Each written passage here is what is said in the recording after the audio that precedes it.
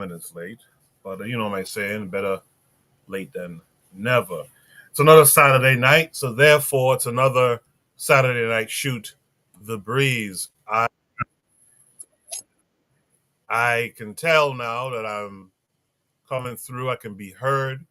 Make sure if you can hear my voice, make sure hit the like button for me.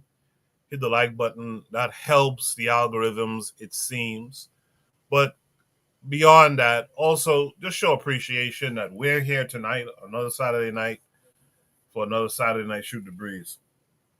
You know the deal. I like to come on before I officially start the show and let you guys know what we have in store for you. We're going to be talking about you, and I'm sure you guys have heard it or seen it on social media. I can't be deported. You know, there's a certain group that says that in America. I can't be deported.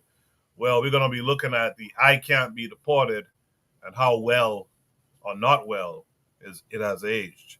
We're going to look at the karma that's coming for the Dominican Republic and how they've treated Haitians. We're going to look at a situation of when you tell black people how powerful they are, but they don't believe you. We're going to look at that tonight.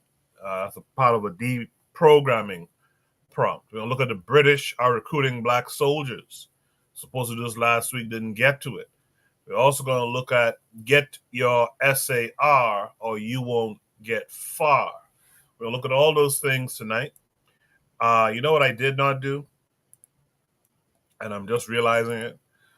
I did not put the link in the chat. So what I'll do, I'm going to copy the link now. What I'm going to do is start the show officially. And by that time, I'll have the link up. In the meantime, you guys hit the like button, share the show with your peoples, leave some comments before we begin for the panelists, etc. Right now, I see War Drum is out there. He says, thanks for the link up, Brother Bakari. So I think I've seen War Drum on Bakari's panel once before. So thanks for coming through. I know Bakari was live earlier. He probably shouted out the show tonight. So thanks for coming through, War Drum. Thanks to Brother Bakari as well. The matron is out there saying, greetings, everyone. Greetings to the matron, man. Always happy to see the matron's presence and to hear the matron's voice. So make sure you guys are subscribed to her. Remember, we're part of a podcast network. We're going to talk about that in a second when we start the show officially.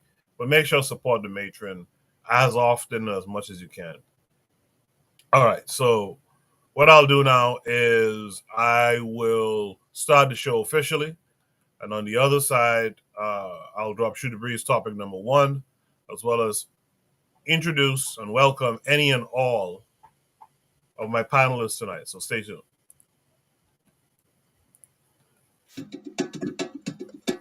Hello there, dear listener.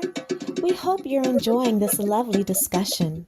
If you're not already aware, this show is part of a podcast network called KWAZ Radio, a Pan-African nationalist and Garveyite network committed to showcasing the rich and varied thoughts of African people. We have an exciting lineup of shows that we think you'll enjoy, including the Bitter Medicine Podcast. I think black people require too much buy-in. Like, we constantly have to sell black people on things that are beneficial to black people. The Pro-Black Perspective Podcast. I'm fearful that our people are not really studying how to get ahead, and we're kind of, continually staying behind. The Harsh Reality Podcast. To me, it don't matter. I think people are so dumbed down. It wouldn't matter what you reveal to them. They still are in the matrix. They're in the simulation. They're going to keep doing what they did. They lemmings. So to me, it don't matter. The Learning Curve Podcast. Sexual access has never given you economic empowerment. The only person who has ever been economically empowered by a sexual relationship is the wasp and his woman. The Cathedral Cheek Show. When we start rising up to fight for our own, I guarantee you they'll stop doing what they're doing. I guarantee you they would have let their brother go. They was waiting to see what black folks was going to do. Brother Bakari Podcast. Black people love to claim folks that hate them, right? They're a slave master, and they are ashamed of who they really are. The Forecast Radio. Like, if you pray to the same deity as, like, your enemy, and that God blesses your enemy more than you may want to reconsider who you praying to, you know. And Tanzan, African Mind. Africans generally are welcoming of everyone. Sometimes, to my consternation, I think that they should be less, welcoming. If you love our podcast network, we would be grateful if you could rate and review us on Apple Podcasts. Follow us on social media, like and subscribe to our YouTube channel, and check out our website at www.kwazradio.com for more information. Thank you for tuning in. And now, back to the program. Yes, indeed. Yes, indeed. Back to the program. Back to Saturday night. Back to Saturday night. Shoot the breeze. I want to thank everyone again who's already here. I shouted out the matron, saying greetings to everyone. Shouted out Wardrum. Bakari mentioned him to us. So he's here tonight. Kofi the Black Critic is out there. And Kofi the Black Critic is up here on the panel now. So let me welcome in my panelists so far. Let me start with Black Steel first. Black Steel, how are you this week? Thank God for the weekend, man. Oh, it's been a rough week, but I'm here with you. I appreciate you being here, man. I hope all is well otherwise, too. Let's welcome in the brother Oni this week. Oni, how are you this week? I'm cool, man. Thank you for having me. It's No late, problem. but I know it's been great. So, late and great. That's the play. Yeah, I appreciate it, man. I hope to have some later on. Let's hear something about what's going on in Tanzania, Bwana's here. How are you this week, Bwana? I guess Bwana can't hear me. Bwana, you're muted if you're talking. All right, so we'll let Bwana them work out the sound thing. Kofi was here, but I guess this thing dropped him off. Look like he's back now. Let's see. Kofi, can you hear me?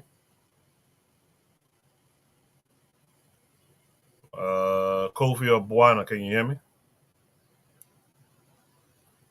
Okay, looks like we're having some technical difficulties already. Trying to join, but I can't hear you, so I'm gonna come out and come back in. I don't know if you guys can hear me, but all right, I'm gonna come out and come back in. All right, cool. Bwana might have to do the same thing, leave and come back. But you know what we'll do? In the sake of time, let's drop Shoot the Breeze topic number 1, and hopefully by that time the sound will be fine. Shoot the Breeze topic number 1 says that quote unquote "I can't be deported" doesn't age well. This came with a link that's going to take us to X. Let me make sure everyone can see. Add to scene. Okay, so here we are on X. And there's a tweet from Brian Baez saying Trump now plans to deport U.S. citizens. That's the caption. Let's watch the video and see what it says. Listen to me carefully. There is a private agreement being created right now between Trump and El Salvador's president to create an encampment in Salvador to deport U.S. citizens. I don't want these violent repeat offenders in our country any more than I want illegal aliens from other countries who misbehave. I want them out of our country. I get them the hell out of our country along with others. Let them be brought to a foreign land and maintained by others for a very small fee as opposed to be maintained in our jails. Let them be brought out of our country and let them live there for a while. Let's see how they... Now pay attention, because the groundwork is being laid right in front of our eyes and the media has fucking failed us. The Trump administration is developing an asylum agreement with El Salvador's government that would allow the U.S. to deport migrants who are not from there. The arrangement known as the Safe Third Country Agreement would empower U.S. immigration officials to deport non-Salvadorian migrants to El Salvador, and once they're there, block them from requesting asylum back into the United States. Mind you, Trump already signed an executive order that allows him and the DOJ to create private contracts with private prisons, to create more private prisons. And the reason why he wanted to do that was because those were going to be the migrant detention centers. But now he's saying those private prison contracts are too fucking expensive. The private prison companies that charge us a fortune. He wants to outsource them to Salvador. He thinks he's running this country like a business. And it hits harder when you know the facts, that in 2021, black Americans were imprisoned at 5 times the rate of whites, while American Indians and Latinx people were imprisoned 4.2 and 2.4 times the rate of white people. When he's saying he wants to deport repeat offenders and criminals, that's who he's talking about. Make no mistake about it, the groundwork and foundation for Project 2025 has been laid right in front of our eyes. They're letting us know exactly what American superiority looks like. Very interesting. Very interesting. Kofi's in the chat saying he can't hear us. What I'll do, you know what? Let me play it one more again, if you don't mind. It's a short video, and then we'll discuss it. Listen to me carefully. There is a private agreement being created right now between Trump and El Salvador's president to create an encampment in Salvador to deport U.S. citizens. I don't want these violent repeat offenders in our country any more than I want illegal aliens from other countries who misbehave. I want them out of our country. I get them the hell out of our country along with others. Let them be brought to a foreign land and maintained by others for a very small fee as opposed to be maintained in our jails. Let them be brought out of our country and let them live there for a while. Let's see how they... Now pay attention, because the groundwork is being laid right in front of our eyes and the media has fucking failed us. The Trump administration is developing an asylum agreement with El Salvador's government that would allow the U.S. to deport migrants who are not from there. The arrangement known as the Safe Third Country Agreement would empower U.S. immigration officials to deport non-Salvadorian migrants to El Salvador, and once they're there, block them from requesting asylum back into the United States. Mind you, Trump already signed an executive order that allows him and the DOJ to create private contracts with private prisons, to create more private prisons. And the reason why he wanted to do that was because those were going to be the migrant detention centers. But now he's saying those private prison contracts are too fucking expensive. The private prison companies that charge us a fortune.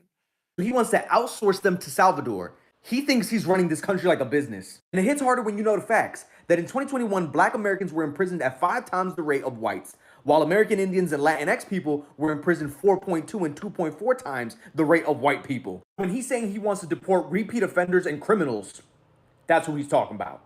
Make no mistake about it, the groundwork and foundation for Project 2025 has been laid right in front of our eyes. They're letting us know exactly what American superiority looks like. Very interesting stuff. That I can't be deported stuff. It's very interesting what's happening right now. And I'll be curious to hear from all the Trump supporters too, the Black MAGA group folks who, what do you have to say about these types of things now? In the meantime, let me say what's up to Sister Raw out there in the chat. She's saying greetings to everybody. Make sure you guys are checking out all the other shows on KWAZ Radio, especially and including Kofi, the Black Critic. Kofi, can you hear us?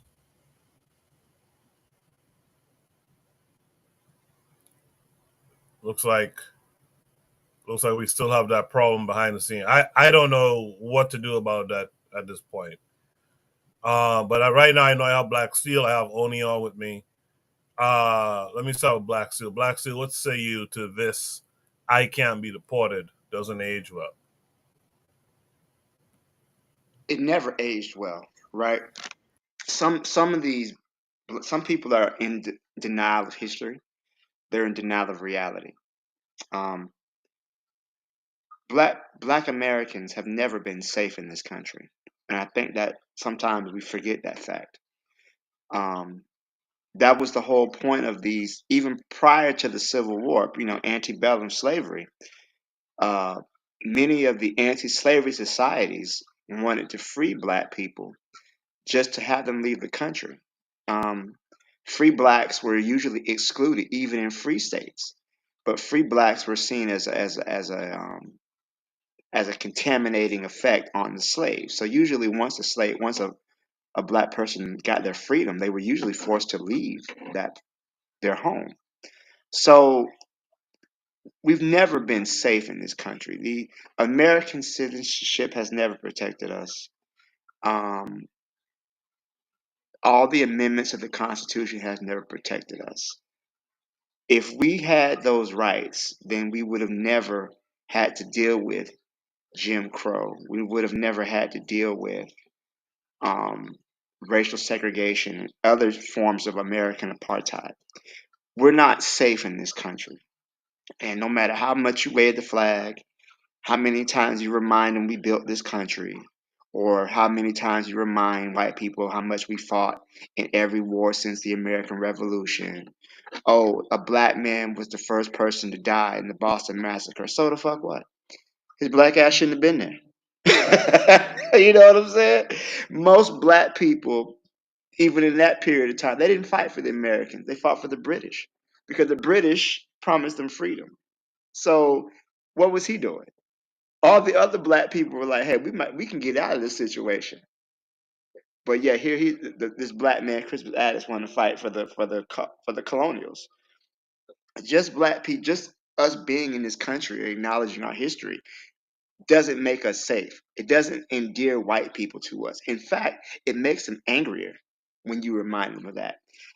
There was many such cases of black Americans coming home from World War One and World War Two being lynched in their uniforms. There was cases where German prisoners of war and were being treated better than actual black servicemen in the United States. So I don't understand why they feel like, oh, we can't be deported. They will find a way to deport you, okay? They've already locked up African Americans by ICE talking about they're Jamaican. Oh, he's Haitian, right? Because these white people don't make the distinction.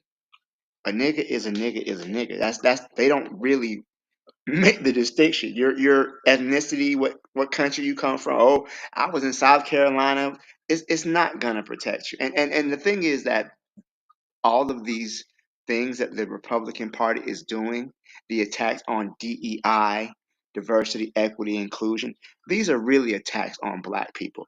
At first, it was critical race theory, then it was Black Lives Matter, then it was woke, but it always, when it boils down to it, they're always talking about black people.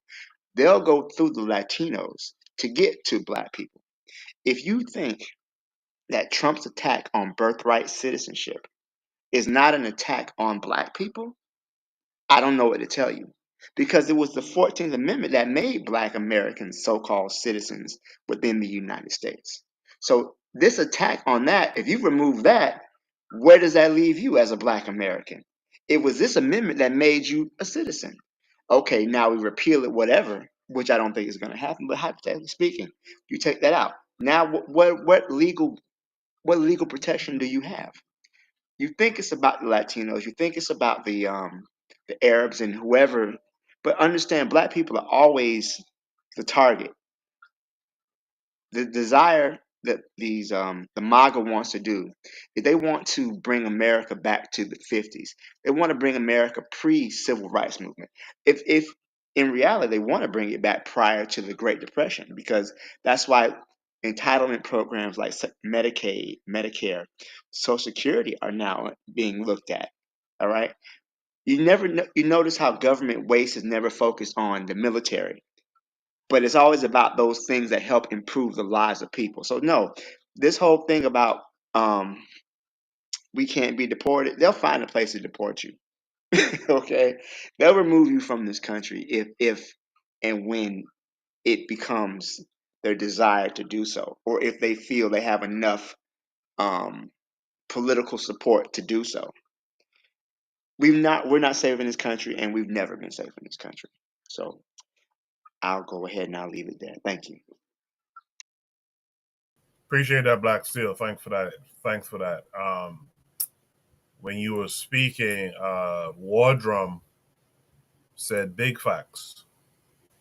He said he goes on to say the Constitution isn't even safe. It was always at their discretion. They wield the power So the rules only matter if they allow them, and that's the truth right there. These people break everything they talk about, man. So no matter they put that on a piece of paper, they'll go against it. They'll go against it. Shout out to Cheryl who's out there, and I think I shouted out Sister Raw earlier as well. So shout out to all the folks who are out there. Let me just remind everyone, we should read topic number 1 says that I can't be deported doesn't age well. That I can't be deported talk doesn't age well. We heard from Black Steel. Let me hear from Oni next. Oni, what's say? Yeah, I mean, for me, I'm thinking, weren't Black Americans like one of the first groups of people who were deported?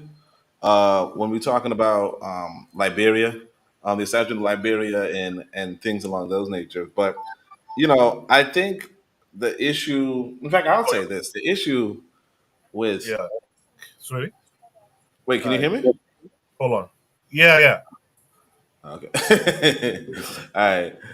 Anyway, so cupcaking, man. All right. So the thing about Black Americans is, or not just Black Americans, but a lot of people is the short term memory. It's the lack of history. But most of us who grew up in America know that white folk were telling us to go back to Africa before Black folk were telling us to. You know what I'm saying? like the first person to tell you to go back to Africa was a white person. More or less. And so why that's important is because white people been on that time of, we're going to get you out of this country. We're going to get you up and out of here. So I don't even know why the people who've heard go back to Africa, said on the news, said casually, said among their friend groups, why this same group of people would think that they couldn't be deported, or that white people don't have designs for them to live in another country. White people are the same people that have sundown towns in America. White people are the same people to have done innumerable race riots. White people the same, like, these are white people the same people that are considered the global racists, the leaders in racism. White people, listen to this, are imprisoning Black people at an exorbitant rate, and they write laws to imprison Black people at an exorbitant rate, and they enforce laws to imprison Black people at an exorbitant rate. White people have an interest in removing Black people from common society, and they've demonstrated that over several years. And notwithstanding that, we still have Black people saying, "Well, he's not going to try to come after me." I mean, if anything, he's mostly demonstrated he's only coming after you. And here's the kicker. This is the thing that I really find interesting. There was two of the civil rights books. Two of the better autobiographies. I really should probably get my son to read some of these, but Assata Shakur and Malcolm X, they both have passages that demonstrate that when it comes to how white Americans treat Black people, right? They both have passages in their books where they suspect that Black Americans, right, were treated worse than Black foreigners by white Americans. Okay? Asada has the instance where her mother had to speak Spanish in order for Asada to play in the playground where they were where it was where Black people were discriminated against from playing in the playground. And Malcolm X has a story of, if a Black man wanted to sit at one of those counters, he just had to put on a turban and call himself an African, and once he did that, he got respect. as a human being. So it's very it's very ridiculous if you were to study history for black people to try to side with the quote unquote white races, because black people um, were the historical enmity, and not just black people, but black Americans were the historical enmity for these American races. And that's all I'll say. Yeah, pardon my interrupting you. I was answering the phone. I thought I was muted. Sorry about that. With that said, let me see if Kofi and Buana can hear me. Kofi, can you hear me this week? Yeah, I can hear. I can hear. I'm good. I'm good. I'm good now. Good stuff. Good stuff. Thanks for coming through. Kofi, what say you to this? Well, I have a wow. I don't know where to Yeah. start. This is pretty much a fuck around and find out moment for the small but loud segment of Black Americans. Some of them known to be called FBA or ADOS, saying that, hey, look, some of them saying Donald Trump is the better option. Kamala Harris is not black, and yada yada yada. Pretty much undermining themselves, vote against the same interests. And the reason why you have people like Tariq Nasheed and his followers like Jason Black and all these people that was spreading a lot of lies about Kamala Harris and her position and things like that, and our brother McCarty would like to say, blocking bullets for Trump, is that they felt that Trump is only going to go after all of the black immigrants because they think they're not immigrants, right? These people have deluded themselves thinking that they are the special Negro. White America is gonna, they don't love us, but they definitely wouldn't do anything to these immigrants. We have a special place in their heart. We helped them build the country. We helped them do all these things. They know they owe us a debt.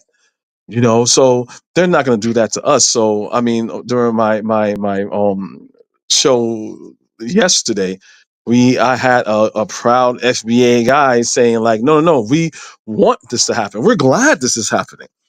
And I'm like, how so? This is a military strategy. How's this a military strategy if DUI affects Black Americans?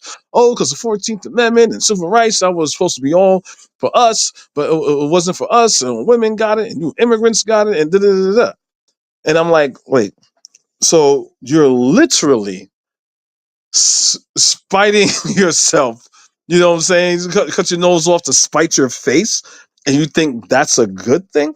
I mean, I didn't get into it with them, but this is their mentality. Now, I'm not saying that's mostly black people here in America, as far as, because obviously a lot of black people, voted for Kamala Harris, but for the talking to the people, to the black people that think that this wasn't gonna happen and they have their head stuck in the sand, this is a fuck around and find out moment.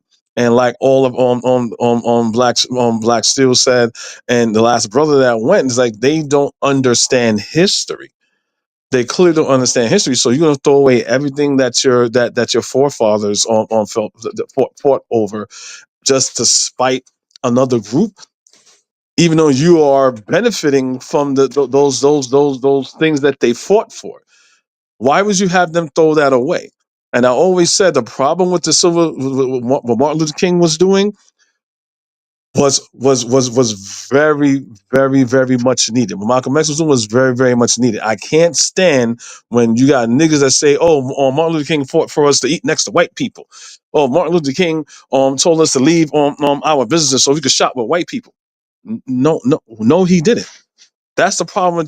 That's the problem that black people have since slavery. White man's ice is colder. All Martin Luther King wanted was to say, "Hey, look." And what Malcolm X says, pretty much it's taxation without representation. And if you're saying we're Americans, we're going to exercise our American right, and it's our right to go where we want, just like anybody, just like anybody else. Shop where we want. We are taxpayers. That's all Martin Luther King wanted, to have us to have the same equal opportunity. Opportunity, not favoritism, opportunity. So it's if that's what you're saying, you as a black person, if you want to go shop with the white people because you want to get your wife that nice dress that they got at the white store, that's on you. That's not on Martin Luther King. That's on you. I just can't stand when they say, "Oh, Martin Luther King." So these people that they're doing. So now they put all their trust in all these in white people, being that they're all the special Negro, and they're not going to touch them because I'm more American than you, because I'm FBA and I could trace my lineage here since back slavery. You're just a tether. You can't do that. You're not special as me. So of course, and you're an immigrant. So of course they're going to deport you back. They're never going to do that to me. But again, they don't know anything about history, and I know I'm probably going to butcher this phrase. They'll say it's pretty much, if we know that we are all the same and we are fighting against the same enemy, and they like to talk about this is a military, this is a military tactician, and that we're doing this is a military political strategy, which they don't know what the hell they're talking about. Because if you understand white supremacy, which FBA doesn't like, they all see us as one big nigga. We're not one big nigga. We're special. Yes, but they see you like that. Instead of you saying, okay, I don't like these black people, even though I say we're one. Let's try to have some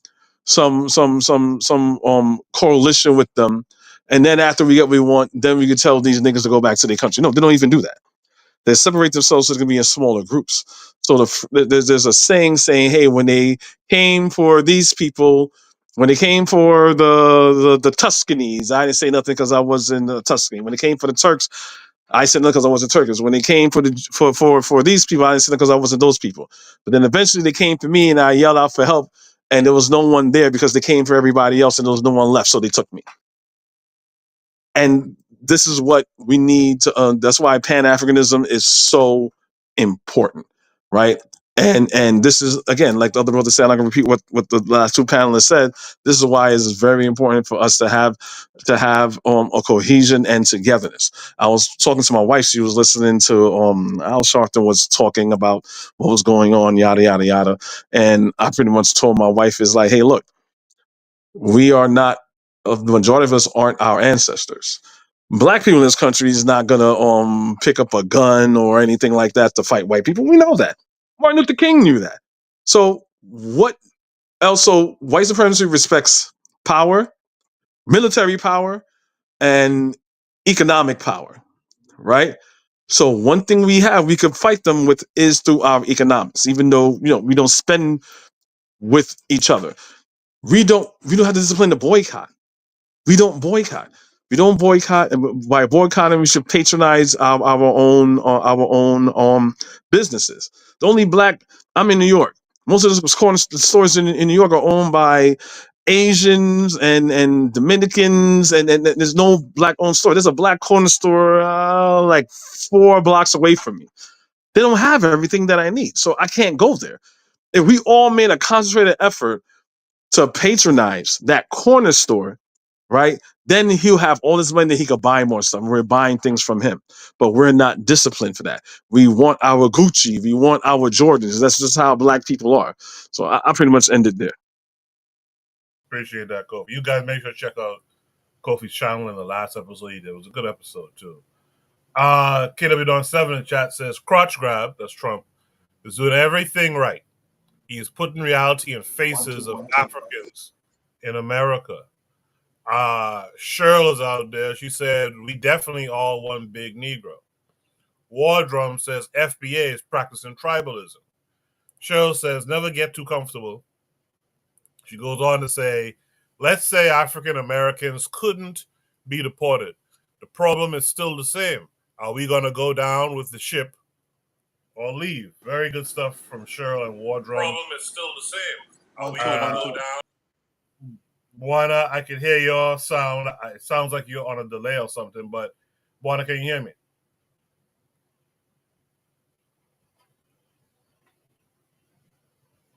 Okay. Yes, I can hear you, but I'm MacGyver in this stuff right now, so I'm listening. Okay. I'm listening and I can hear you. I can hear you, but I'm MacGyvering this stuff right now. Yeah, I know what I'm he's doing listening. because he got YouTube running, and so he Yeah. can hear you and talking on the app, so you can hear him. Yeah, and that causes a bit of a delay. But Buana, how are you this week, and what do you think about this topic?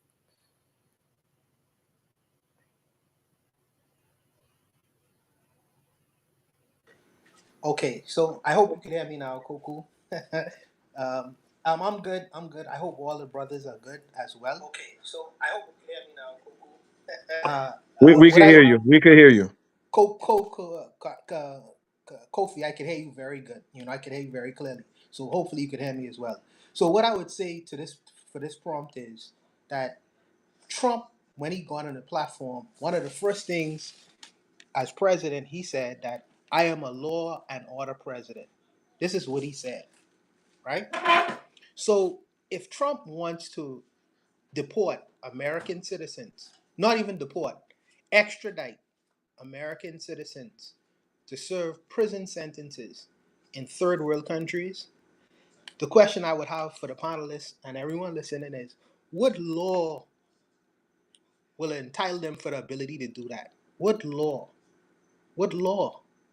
You know, it's like sometimes Trump, I recognize that the president of the United States doesn't understand the Constitution and doesn't understand many of the agreements that he's signing off on.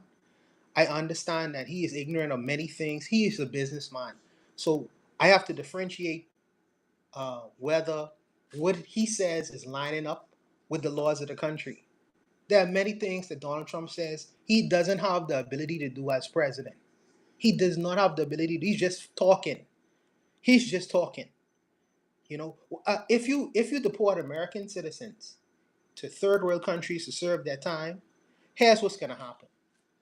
First of all the families, whites, blacks, Mexicans, right, who come to see their children or come to see their family members to prisons within America, now you telling them to leave America and go to another country to see that, that is not going to fare well with his constituency.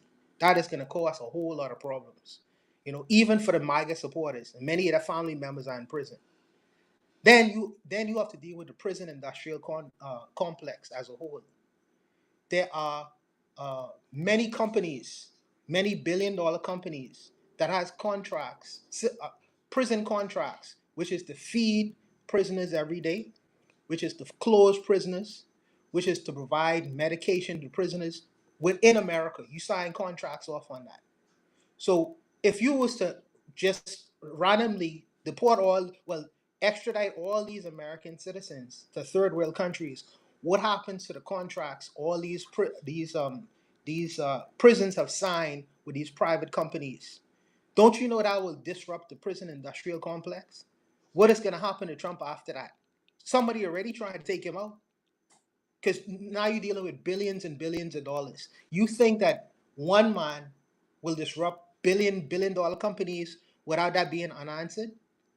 JFK tried that. You see what happened to him with the military industrial complex when he was trying to fight in Vietnam and disrupt that money. Another thing too is as far as this whole MLK thing, because Kofi mentioned MLK. Now MLK is an interesting thing because Donald Trump wants to release the federal papers of MLK, and this is a whole uproar with some black people in the black community saying, "Well, we shouldn't look to him anyways. Oh, he was cheating on his wife, this and that, so we shouldn't have to follow after him anyway." Okay, if you want to, first of all, if you want to expose Martin Luther King, it's funny how Donald Trump himself uh, didn't expose himself or release his own tax papers when people was trying to get him to release his tax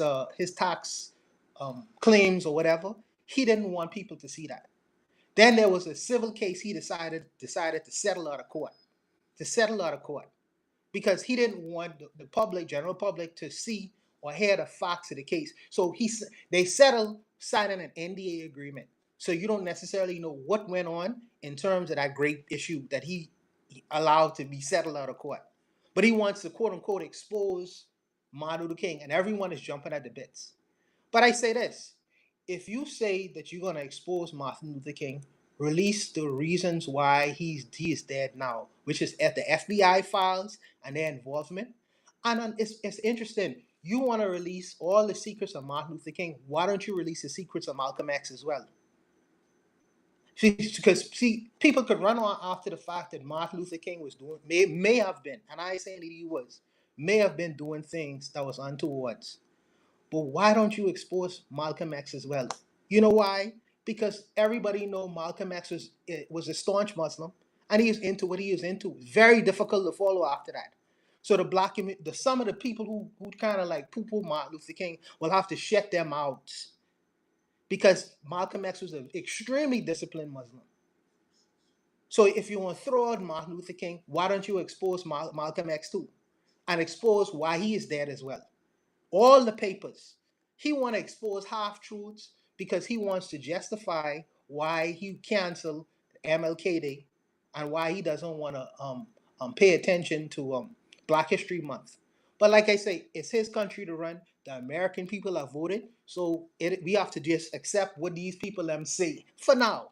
As far as the Dominican stores, Kofi, the last time I checked, I thought some Dominicans was black, but I confused about that. You could correct me on that. No, Dominicans are black. Yeah. I don't know if you can hear me, Juana. Yeah, Dominicans are black. I'm not saying Dominicans aren't black, but here in New York, for lack of you know, having a back and forth, saying when we say, because you could have there's a plethora of different Dominicans and Puerto Ricans. You can see someone that's at my store. There's Dominicans that's black as me, and then and then you got some that look like Jennifer Lopez. You know what I'm saying? So when I say black, I just mean just black, not saying they're not black, just like, someone that's like Bayesian, Trinidadian, Bahamian, Black American. That's what I mean as far as like black, so I don't know, let's say in some fantasy land, let's say black people get a hold, we start getting our corner stores and we start patronizing our corner stores. I don't know. I would like to see how the Dominicans, who are also black, how they would react to that, or we could do business with them. I don't know. But right now, it's the Arabs and the Dominicans. They got corner stores in New York City on lot. Well, I got the floor real quick. What Brian, I did agree with a lot of what Brian said, but I want to also add Donald Trump, if he's just so gun ho about exposing people. So he didn't he signed to release the Kennedy files, the 9/11 files, but he didn't want to release the Epstein files, which we all know he's all over the flight list for the Epstein files. We have audio and pictures, obviously, of Donald Trump and Epstein together. We have Epstein saying Donald Trump is my best friend. We go to Trump hotel and all this other stuff. But he doesn't want that released. So America is fine with the pedophile. You know what I'm saying? America is fine with the racist, a pedophile, as long as it's a white man, right? And Ron also said something that was very true. Yeah, it is. Again, this is another fuck around and find out moment. But people like me, Brother Bakari was saying, like, this is what he wants to do. There's no guardrails. And you guys were saying we're being hyperbolic, or you're feeding too much into it. Trump just says shit, blah, blah, blah, blah. Yeah, but why do we want to give this person an opportunity to do things like that? So, of course, he was trying to take away people's citizenship, but that's unconstitutional. He just can't do that with a stroke of a pen of an executive order. The judge blocked that. It was like a recurrent thing all over again. We're going to do a Muslim ban when he was first president. That's unconstitutional. You can't do that, so I'm going to block that. And same thing here. He's trying to put a whole bunch of executive orders, trying to muddy up the waters, and people are blocking it. His thing is like, okay, if it goes to the Supreme Court, if he appeals it, he got the Supreme Court filled with conservative judges, so they can say, okay, hopefully they'll be able to amend the 14th Amendment and amend all these things where I don't have the initial power, but it can be turned over. Remember, this is Trump 2.0. This is Project 2025. They learned from their previous mistakes, so they're going to try to rectify their quote unquote mistakes from the first term from this term. Trump also wanted, but a little bit off topic. Once we're talking about politics here, and Trump is basically he wanted China to resolve the conflict that's going on in Ukraine. President Xi, he'll take care of it. And so, you letting our enemy, quote unquote enemy, because President Xi is not his enemy. Because every time China comes here, or he deals with China, and anyone that comes to the United States, to the White House, Trump makes sure they stay at the Trump Hotel. This is how he's making money, skimming money off the top, right? Oh, but no, China can deal with it. Let China deal with it. You know what I'm saying? Like that's unheard of. So you let our enemy deal with our ally, which is Ukraine. Also, I think honestly, Trump is literally trying to undermine the United States. I think he has a stake in Russia and Vladimir Putin and these dictatorships, because he's making all of our allies the enemy, and he's praising all of our enemies as allies, doing tariffs, looking at the stock market. He looks at the stock market, seeing the stock market plummet with all the things that he's saying, and he's still going full steam ahead. Today's the first day, I believe he's done. He's implemented the tariffs from yesterday. So he's going to implement the tariffs on Mexico and Canada, knowing what the stock market is going to do. But I pretty much ended right there. Appreciate that, Kofi. In the chat. I'm sorry, I didn't mean to cut. I want to speak real quick about something that you mentioned. Go ahead. Buana said, "What law could they possibly use?" Right, and this is the reality that a lot of people have to come to terms with. Right, American democracy, such as it was, is a thing of the past, right? There's a system of checks and balances that were put in place. That way, one person couldn't get too much power over the other one, right? That was what the so-called founding lunatics that founded this country put in place, because they came from a monarchy, right? They didn't want the monarch to have too much power, so they put a system in place. All of that's out the window, right? All of that stuff that we were talking about, Kofi mentioned about taking to the Supreme Court, right? Supreme Court is a very interesting thing. That famous man from the Caribbean, Alexander Hamilton, he was born in I think he was born in Nevis, right? He said that the Supreme Court was the weakest of the branches because it controls neither the purse or the sword. The Supreme Court only interprets law, and the president can't ignore the Supreme Court's decision. He's done it before. Andrew Jackson ignored what the Supreme Court said when it came down to the removing the Cherokee. He just ignored it. So I think that what's going to happen is that they're going to bring it to the court. Again, like Kofi said, the court already skews 6-3 conservative. This is American fascism. This is, people forget that the Germans, they got their whole idea of Lebensraum, which is living room for the German people, from America. The idea of manifest destiny came from that. So America is really just falling back on its racist, fascistic roots that it's always had. Black people, for some reason, we forget this. But you can ask any black person. Like my grandmother's brother, my great uncle, is still alive. He's 87. He can remember the way things used to be prior to the civil rights movement and the various acts and laws that were passed in the 60s. Um, if the way this government is skewed, I honestly do believe that they will possibly amend the law.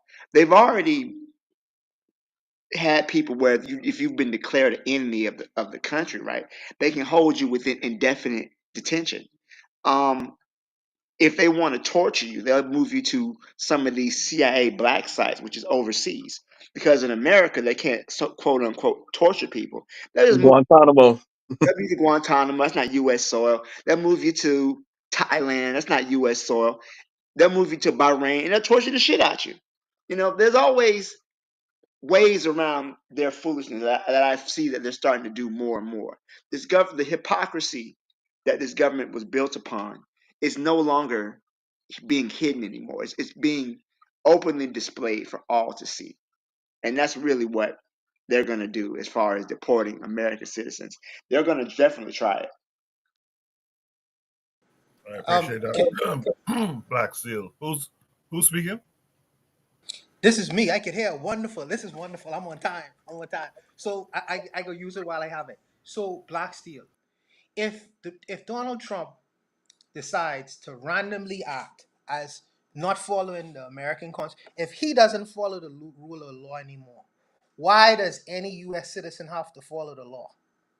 If the man in charge making it up as he goes along, why does any other citizen have to follow the rule of law? They'll Then kill we you if you don't. well, They'll we kill have you. well there are, and I hear that because the president is the head of the army, like you said just now. With Hamilton said it's the weakest institution. So yes, Donald Trump has the control of the army, being the president of the United States. But there are situations like Brother Bakari always used to telling people about arming themselves in a country, and I'm not saying that they could win. But in a country that is armed to the teeth, there are more gun owners, there are more guns on the streets of America than there are citizens. Okay? So if you use that strategy of force, then everything is on the table. No more policing in America. How you get, first of all, even leaving the house gonna be a questionable thing. If you put troops on the ground, American troops on the ground in the United States of America, and the rest of the world sees that, they can say, oh, now it's lunchtime. It's lunchtime. Because now they're going through their civil war, their internal civil war. Now it's time to take control of the world. Not Russia and China and everyone looking. They'll be saying, "Oh, now just as imagine this in Hillary Clinton. Hillary Clinton looked at Libya, and Hillary Clinton said, "Oh, they have they have one leader, which is Muammar Gaddafi, but they have factions within the Libya where they hate Gaddafi's guts. And but the only reason why Gaddafi remains in power is militarily they don't have the ability to remove him from power. You know what the US government did? They armed the people who was against Gaddafi. What makes us think that people like Putin and the president of China and all of America's enemies look at that scenario and say, there's a civil war going on in America. They are split down the middle and divided. Why don't we just arm and facilitate the people who hate Donald Trump? This is when they weakest. So I mean, he could use that route of force. I don't think that would be a winning strategy, and he's gonna put his little white supremacist hermit kingdom into a bad conundrum because you're not only fighting against your internal enemies, but your external enemies can look at that and say, now it's time for us to jump. Now it's time for us to remove these people out of the way. So here's what I would say, Juana. One thing is that you have to understand. Couple things. America is essentially very right wing, right? They're very authoritarian. Number two, the population of this country is pretty much brainwashed. They're probably the most indoctrinated people in the world. Like we really do believe the bullshit. It's sad.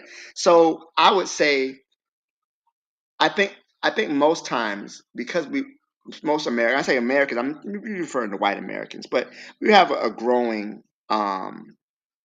contingent of Black Americans who fallen for the banana in the tailpipe. But overall, I would say one thing is that just that we look and see um, how this country reacted when Trump tried to overthrow the government the first time. Not only did they not indict him, they reelected him. So and put him back in office. So many. I believe that what would happen is that if there was enough of a civilian outcry, many Americans would side with the powers that be. They would side with the police. They would side with the people who are in charge. You see, even right now, the things that are going on in this country are mainly self-inflicted. Right, the economic downturn, that's mainly self-inflicted. But you see, it's the immigrants' fault. it's DEI, it's everything else. I think that enough people in this population, and to your point, who has most of the guns? Most of the gun owners are white men. Like 75% are white American who overwhelmingly voted for Trump. So I think that there, because unfortunately so many people support him, and they support what he's doing because they want to see the country improve. This is what happens in fascism, because fascism is capitalism's immune system. When capitalism is on the decline and people are struggling financially, they just want somebody to make it better. They just want, hey, let's get. How can we? I always hear, what are we going to do about the price of eggs? Majority of Americans would trade all their freedoms for cheap grocery prices, and I'm being so serious right now. Appreciate that, Black Steel. There were some things I wanted to point out in the chat, but it's so many conversations, so many comments, I can't, but I tried to put them up on the screen. One of the questions I think Sherlock's was, did she miss anything? Have African Americans been deported? And from what I understood this past week, yeah, some have, like more than you would think. And I think I think some got sent to Nigeria, some got sent to Liberia, if I'm not mistaken. So apparently it's been happening. Probably not in huge numbers to make a to make a splash, but it seems to be happening. Osei is out there. He said that FBAs are not going to allow Trump to deport fellow FBAs who built this country. So that's a sentiment that's out there as well. With all that said, though, he's been waiting a long time, and he's the anchor for this particular post. Let's hear from Jose. Jose, how are you this week? Yeah, I'm okay. Good. How are you? How are you? How's the panel? Hello, everybody. Yeah, I'm good. Thanks for coming through. Panelists can say What's up, Jose? How you doing, Jose? What's up, man? Okay, fine. Sleepless. But the subject, yes. I posted this. I'm trolling. I troll FDA. X, and I kill a lot of times. At times, it's become real. Jose, you're kind of choppy to me. Is Jose choppy to the rest of you? Yeah, he's very choppy, Jose. Oh, that's interesting. What can I do? Go off and come back up. What I'll do is I'll throw. Before you do that, restart your device. Restart your device. All right, so go off, restart your device. What I'll do is I'll throw it to the chat and to the panelists, any follow up thoughts, and we'll talk until you come back. Yeah, I saw a video on my community page that they were even trying to deport Native Americans. they said there was a video. They said they were deporting Native Americans, probably thinking that they're Mexicans, pretty much the same people. And it's like, no, I'm a Native American. Well, show us your citizenship. Like, no, here's my blood test here that I am a Native American. Nah, you're still going to the concentration camp. And I'm gonna start some shit right now. Jose came in or whatever. Hey, I'm not saying this is what Jose want, but people like him, I remember a couple months back, he was saying, Kamala Harris wants the LGBTQ shit. So hey, this is what you want. Again, Trump only won by 1.5 million more votes than given a popular vote. But people was like, okay, I'm scared of a made up policy, the LGBTQ shit that she wants to implement, that they can't even up to this day say what policy of LGBTQ shit that she's implementing. She's locking up a whole bunch of black men and just all these things that she doesn't have. But you know what? Trump is better. He's a businessman. He has such brilliant business acumen, and he knows what he's doing. He's successful. Yeah, he's a little racist, but at least I don't have to pay a whole bunch of money for eggs and gas. And here we are. And I'm going to mention this for all fucking 4 years. because I'm not a told you so type of person. But for the next 4 years, I'm gonna be a motherfucking I told you so type of person. And I'll leave it to the panel. That's So that's hold on, man. Hold on, man. Stop, that's man. true. Hold on. Am I? Go Can you ahead, hear? Jose. Can you hear me? Yeah, Jose, we can hear you much better this time. But 1 second, Jose, let me get Black Steel's response to that. And Yes, then yes. Jose, I want to hear it too. I want to hear it. yeah. Black Steel. You might be Sorry, on I'm here. I mute. just had to plug up my laptop. Hold on 1 second. No. Let me say, most black people voted for Harris, man. It was only a small, majority of Yeah, black. that's what I said. That's what I said. Most people Yeah. voted for Harris. But let me say this though too. I really, how can I say this, man? Trump is a symptom. He's not disease itself, right? The problem is that it's not that black people, or and I've heard those comments too. But the reality is, if every black person voted for Harris, she still would have lost, right? If the problem is that black people, African Americans, only make up 13% of the population, 14% maybe, right? What really is you have a lot of Latinos come out for Trump because they feel that they're not like those other Latinos.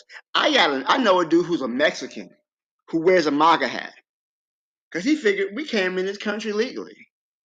It's funny how racism impacts, especially people of Latin descent, because they don't see race the same way we see race, right?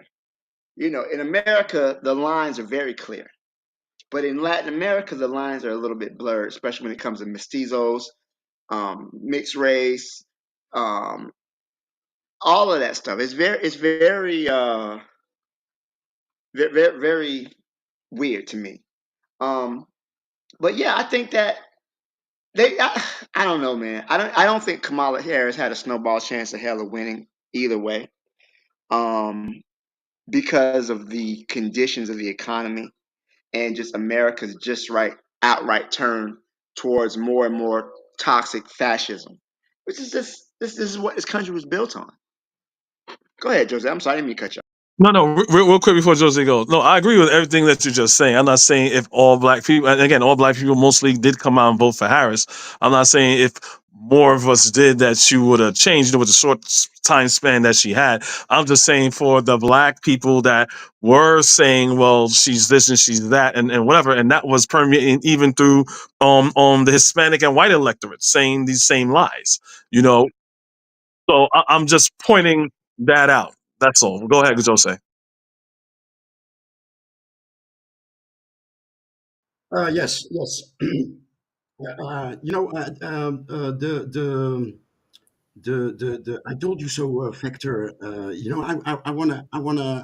I wanna make clear that imagine I'm in the Netherlands. Imagine that I would talk about the politics of the Netherlands, right? And how our people are fighting to be accepted in the Dutch society, right? Wouldn't that sound strange? So for me, Kamala or Trump or Bush or Obama, that's the American government. To me, that's one thing. It's the American government. I'm a Pan African. I'm a Pan Africanist. So local politics in Sweden or Portugal or the United States, it's all the same. It's them. So for me it's always about a third person. It's them. We are not part of it, so that's in short, to clarify, when I speak of the American politics, this what I just explained is behind it. But anyway, the subject, right? So I draw out of boredom, when I'm watching the animations render. I'm a lot on X, and really to blow my steam,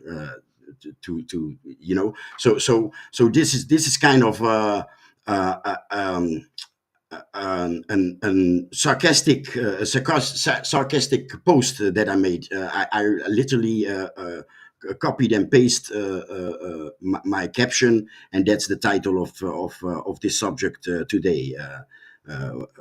Something like what was it again? It's aged like milk or whatever.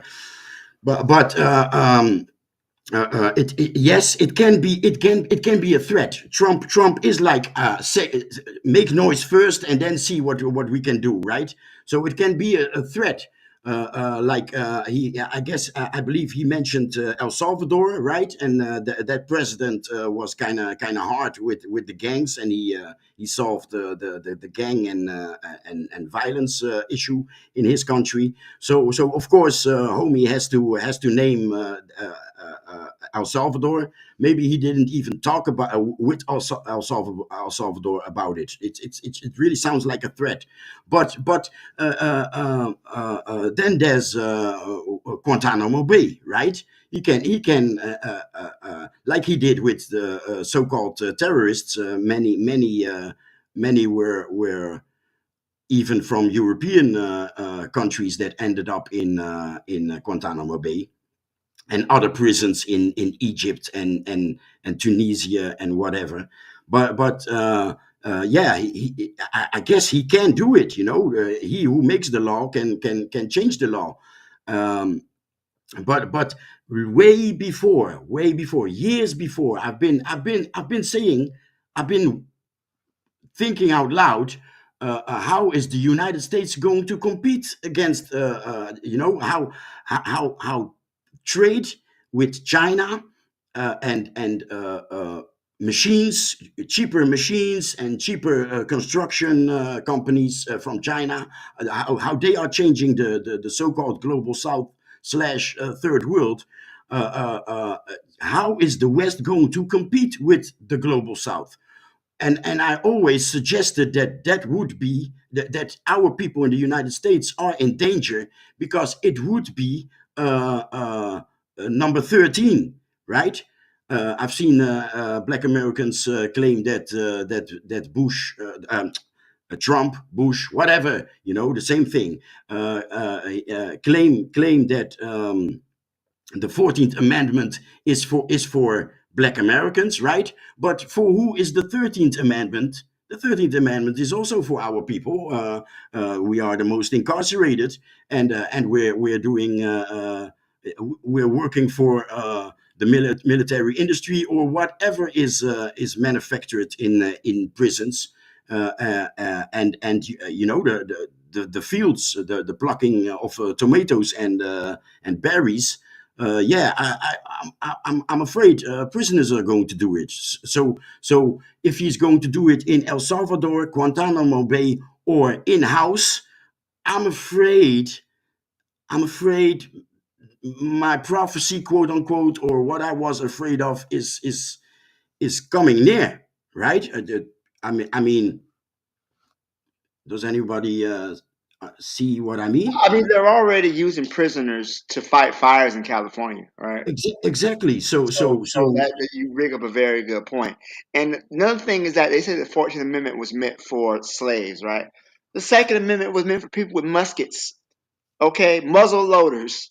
So what if it doesn't matter who was originally intended for? I hate that line of thought that I've heard them. You should. I mean, I support trolling with the FBA because they're a reactionary cult, you know. And I believe most of them are online. I think a lot of them are white people behind those screens. yes, Naturally, there are some black people, but I definitely believe they should. We don't troll them enough, honestly.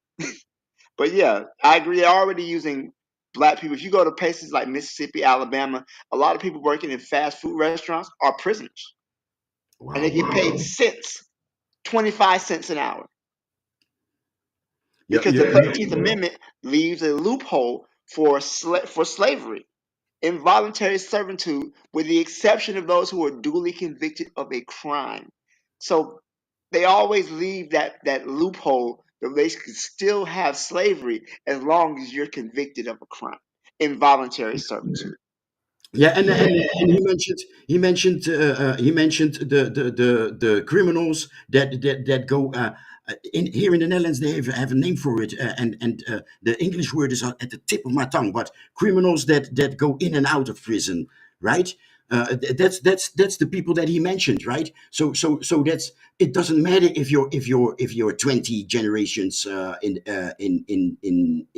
the Americas.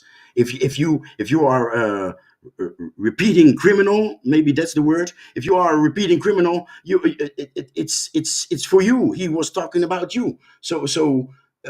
And like, on the Cape Verde Islands, there is a term.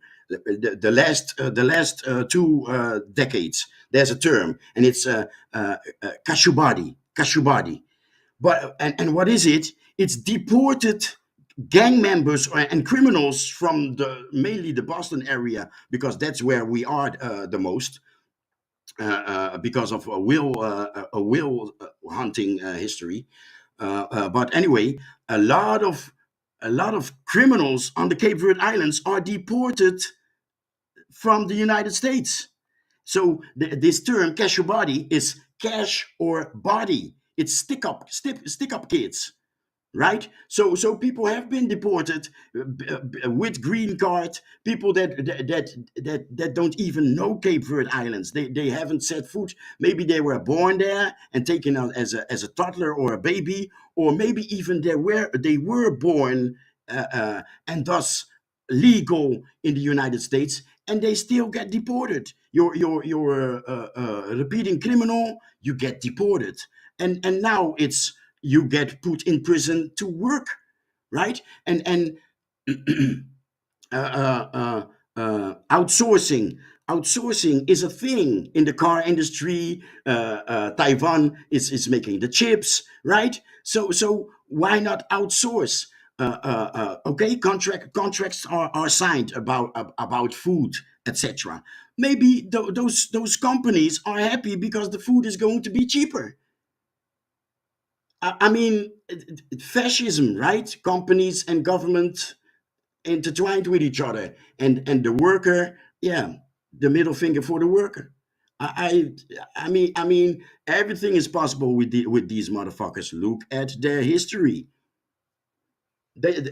Why are blacks trusting? Why are blacks trusting white law and white history the most? I just don't get it.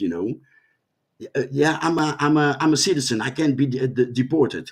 What do you mean? Anyway, thanks. Appreciate that, Joe. Say real quick in the chat, Cheryl says you can shut down FBA really quickly. Just ask them who makes up the basis of the prison industrial complex and why. And how does that play a role in why we haven't been deported in the past? With that said, let's welcome in our new panelist, Wardrum. Wardrum, how are you this week? Hey, what's up, man? Good, man. Good. Thanks for coming through. Yeah, came over because of brother Bakari, but he always putting on good show.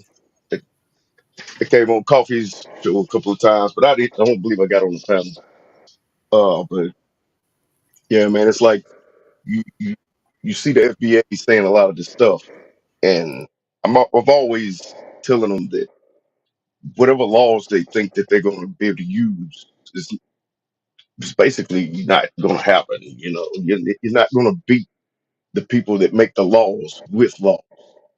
It's just like I'm not getting deported. That was never. I don't know where that come from. They could just like put you out for any reason. It's like exiled or whatever. Send you to Canada, Mexico, Africa, anywhere. But I also feel like the FBA is like say a bunch of agents. Maybe not necessarily say CIA or FBI, but a lot of white people, and they're pushing like the separation, the disunity in Pan Africanism.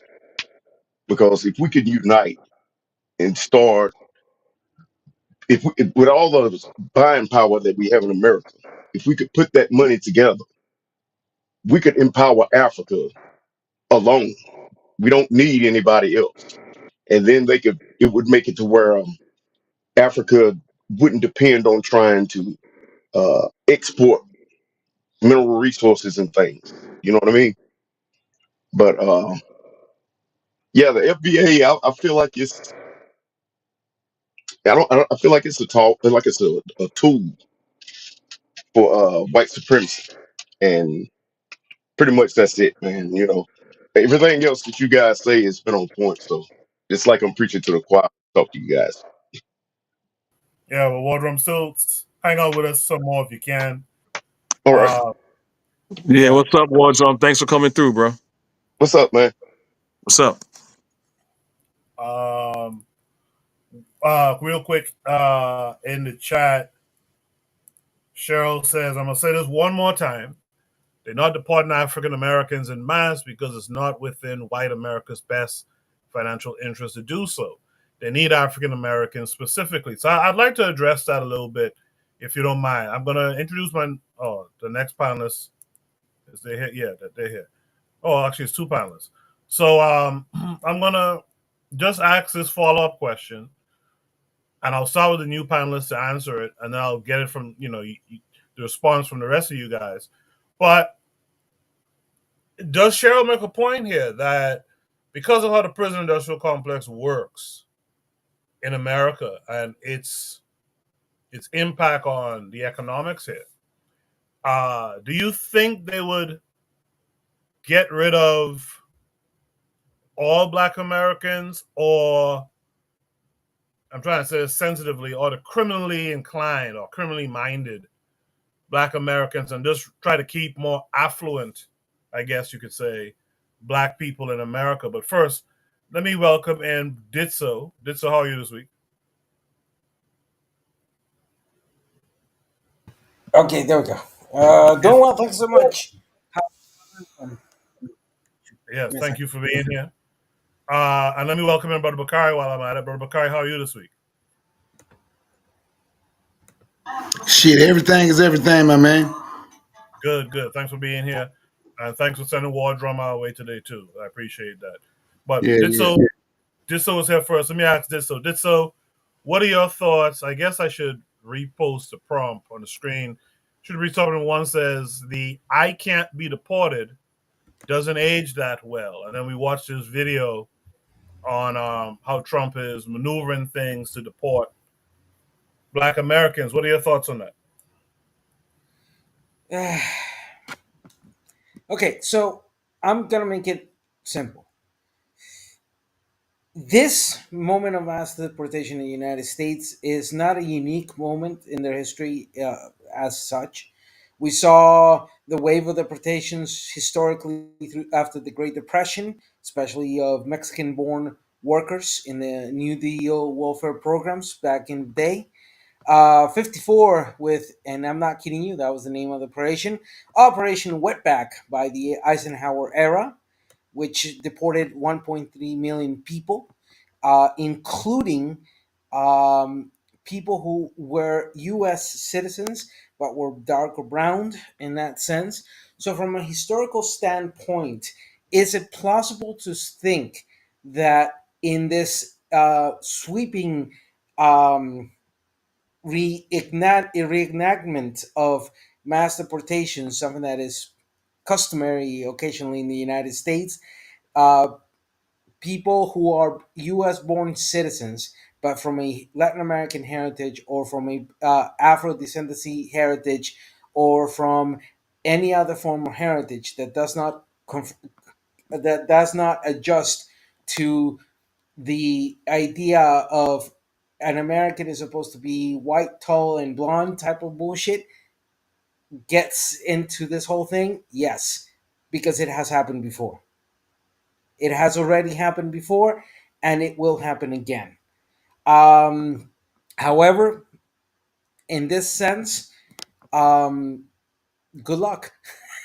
That's the only thing we can tell people out there. Good luck and try resisting for the next 4 years. But beyond that, historically, the historical facts show to us that if they fucked up 100 years ago, they fucked up 60 years ago, and now they're fucking up. It's just going to happen. So to say I'm not gonna get deported, famous last words, as they say. Appreciate that, sir. Brother Bakari, you heard everything everyone else had to say. What say you to all of it? What I say to all that, they can't get deported. There's a bunch of There's a bunch of bullshit. Pardon my French on your panel. Excuse me. Look and see now. People think, do I think they won't deport all Black Americans? I'm gonna be honest with you. Anybody that just considers themselves a Black American, I really don't know. But anyway, that's a whole nother topic. But look and see, and I told people they can look this up. Because I thought people were just talking, then you fact check. Trump was actually looking to see if he could sell prisoners to other countries. He was looking to see if he could sell prisoners to other countries. So who do you think he's getting rid of in that prison? They don't want to get rid of all of y'all. They want some of y'all here. They do want people. They want people to leave. It's like, you know who Paul Cuff is? So when you look at the free blacks during slavery, right? And people would ask why they didn't go nowhere.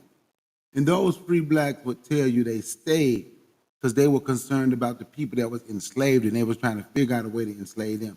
That's why there was a whole lot of black abolitionists, with way more black abolitionists than white abolitionists. But they only talk about the few white ones, and I'll say a few because, you know, but those are the ones they want to tell you about, and then they want to tell you about Frederick Douglass, right?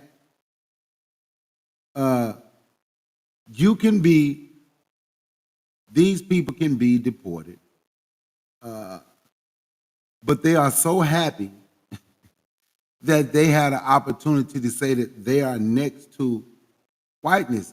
I remember a thing that was put out on Facebook. This was probably about 3 years ago, when the guy, he was ADOS, FB, one of them he was. I call him the same. But anyway, he put in, with us being Americans, descendants of slavery, and the foundation of Black America. What he put in the thing, he said, with us being American descendants of slavery and the foundation of Black Americans, we were the slave, but we also had a relationship to the slave master. So now it's time for the slave master to accept the slave as family, because we are family. We are all American. We are what make up America. We are the real Americans. And so it's just crazy. And sure, I don't care why he wanted to send them away, whether it was for prison labor or not. That was not the point why he was deporting them or why he was trying to sell them to other countries. The point is that since you make up the majority of the prisons, who do you think will be the majority of the people deported if he sold prisoners to other countries? That would be Black folks. So to say they can't be, but I don't think they want all of them going away. I yield the mic. I appreciate it, Brother Bakari. Let me just throw something out here, too, by the way. I'm still going to throw that question to you guys about the prison industrial complex and how that affects deporting Black Americans. But I want to point out something, too. There was a letter, and some of you might remember from whom it was. It was an African king, and I think he was writing a letter to the Portuguese, I think it was, and he was saying how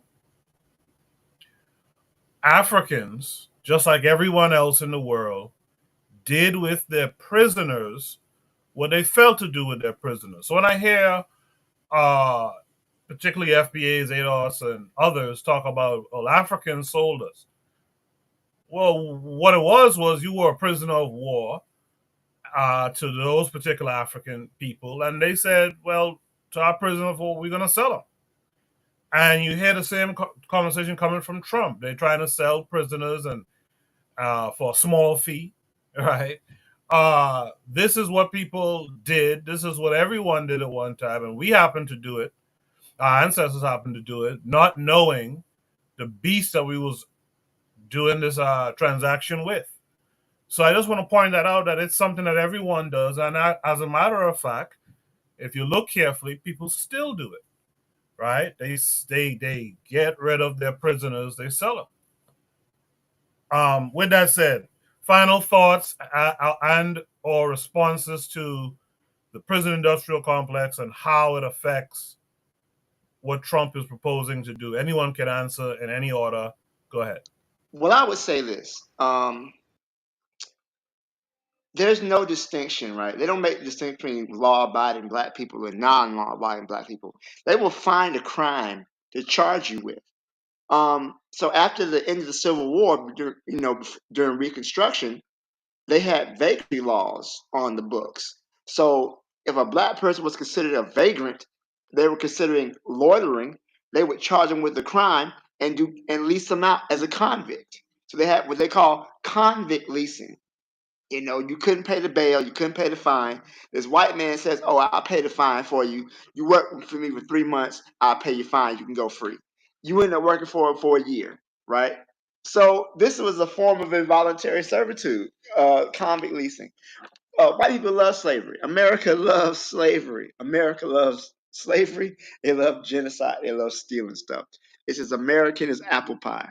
So I don't think that the law is no shelter for Black Americans. And I'm sorry that here we are in the year 2025 still figuring this out. I think it was Bobby E. Wright who said that Black people have been in America 400 years and still don't know how it works.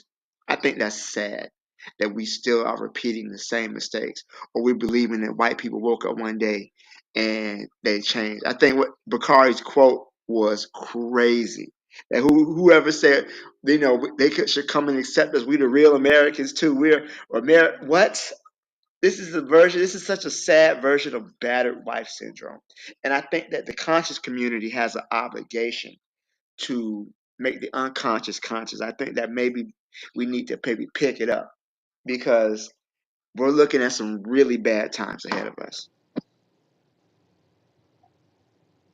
Hey, Black Steel, I hope you're not talking about the conscious community that's on YouTube, the people that call themselves conscious community. Absolutely not. They're clowns. Okay, Absolutely not. okay. I just wanted to make sure. Absolutely. I hear people saying conscious community be talking about them. No, absolutely not. Yeah, okay. That's it. Yeah, I want to point out. I want to point out something that I just remembered as far as the American Constitution goes. Because, like I say, the president of the United States said he's a law and order president. Fine, he could go off for that. But in the 13th Amendment, it says that if you are convicted of a crime, that you are not prohibited from slavery.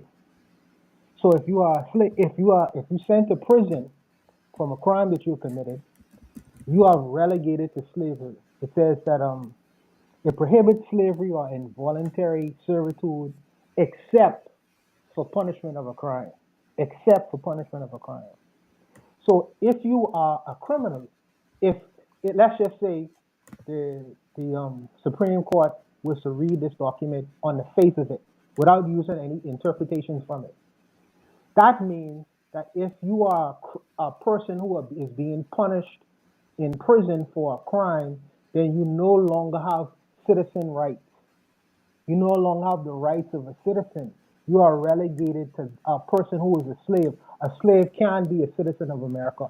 Therefore, you could send prisoners or people out of the country and have legal backing via the Constitution. If the Supreme Court was just to read the 13th Amendment on the face of it, just the words itself, without any interpretation taken away, then you would legally be able to ship people from the country because they don't have the same rights of a person who is quote unquote a citizen of the United States. If you just look at the 13th Amendment, I would just really wanted to put that out there. If there's no last thoughts on this prompt, for time's sake, too, let's go to Shooter Breeze topic number 2, which is a little bit kind of in the same vein, I would think.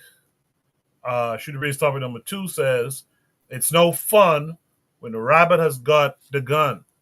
Is this karma for the way the Dominican Republic has treated Haitians. This came with a link that's going to take us back to X again. On X, this is from Breakthrough News. It says U.S. ICE agents are arresting and deporting Dominican citizens from Puerto Rico as part of Trump's ordered deportation wave. Due to the island's colonial status, Puerto Ricans have no sovereignty over immigration policy in their homeland. This came with a short video. Let's check it out. Esto está feo. Está feo porque honestamente hablo por mi comunidad dominicana. Nosotros somos los que ponemos el pecho todos los días aquí. Ustedes saben, nos levantamos a las 5 de la mañana a trabajar, como es el caso de mi esposo. Esto está feo. Está feo porque honestamente hablo por mi comunidad dominicana. Nosotros somos los que ponemos el pecho todos los días aquí. Ustedes saben, nos levantamos a las 5 de la mañana a trabajar, como es el caso de mi esposo. Porque aquí nosotros, los inmigrantes, somos los que tenemos el país parado. No, porque supuestamente aquí en Puerto Rico eso no iba a estar, iba a estar sin efecto. De esa redada de recoger a los indocumentados, no entiendo nada. Los arrestos de inmigrantes indocumentados también llegan a Puerto Rico, donde ICE llevó a cabo un operativo en el llamado Barrio Obrero. No, ellos llegaron y se bajaron de la guagua y muchos están ahí sentados y ellos tienen que proceder con una ley que Trump aprobó. Pero yo creo que lo que están haciendo es ilegal porque hasta que tienen documentos poniéndole esposa. Ese señor ha trabajado aquí toda una vida, ese señor tiene más de 30 años aquí, ¿entiendes? Para mí eso es un atropello y es ilegal. Ellos no son delincuentes, no han matado a nadie, no han hecho nada, solo están ahí compartiendo. Estoy desesperada, no sé a quién preguntarle, no sé dónde ir, no sé qué hacer. Si fuera un delincuente, yo te digo, yo misma dijera, sí, qué bueno que lo arrestaron, pero es una persona sumamente trabajadora. Una gente trabajadora creo que no debe de merecerse que se lo lleven preso. I'm going to put it out one more time because I know the banner was blocking for a second. Short video, so just hang in there. One more time. Esto está feo. Está feo porque honestamente hablo por mi comunidad dominicana. Nosotros somos los que ponemos el pecho todos los días aquí. Ustedes saben, nos levantamos a las 5 de la mañana a trabajar, como es el caso de mi esposo. Porque aquí nosotros, los inmigrantes, somos los que tenemos el país parado. No, porque supuestamente aquí en Puerto Rico eso no iba a estar, iba a estar sin efecto. De esa redada de recoger a los indocumentados, no entiendo nada. Los arrestos de inmigrantes indocumentados también llegan a Puerto Rico, donde ICE llevó a cabo un operativo en el llamado Barrio Obrero. No, ellos llegaron y se bajaron de la guagua y muchos están ahí sentados y ellos tienen que proceder con una ley que Trump aprobó. Pero yo creo que lo que están haciendo es ilegal porque hasta que tienen documentos poniéndole esposa. Ese señor ha trabajado aquí toda una vida, ese señor tiene más de 30 años aquí, ¿entiendes? Para mí eso es un atropello y es ilegal porque ellos no son delincuentes, no han matado a nadie, no han hecho nada, solo están ahí compartiendo. Estoy desesperada, no sé a quién preguntarle, no sé dónde ir, no sé qué hacer. Si fuera un delincuente, yo te digo, yo misma dijera, sí, qué bueno que lo arrestaron, pero es una persona sumamente trabajadora. Una gente trabajadora creo que no debe de merecerse que se lo lleven preso. All right. Shooter Breeze Topic number 2 says, it's no fun when the rabbit has the gun. Is this karma for the way the Dominican Republic has treated Haitians? I'm going to mix it up a bit here. Let me start with Bakari on this one. Bakari, what's it? They were going kind of fast, and I don't speak Spanish. They were complaining about being deported, I say, and I am a reading glasses on. But I can say this, what I say is karma. I don't know, maybe you can. But you ask, I would say it karma. Why we always waiting on somebody else to exact revenge? I'll go, because I understood 100%, so. Oh, wait a minute. Y'all can't hear me? Yeah. Yeah, let me finish. Then I'm going to let you go. Oh, okay. Sorry, I thought you said you weren't. Okay, my bad. No. It might have been a lag. But what I'm going to say is we shouldn't have to wait on nobody to exact revenge on us. What means exact revenge for us? Some things we have to do. Maybe it is karma. Maybe it's not. But the karma should come from black people handling that.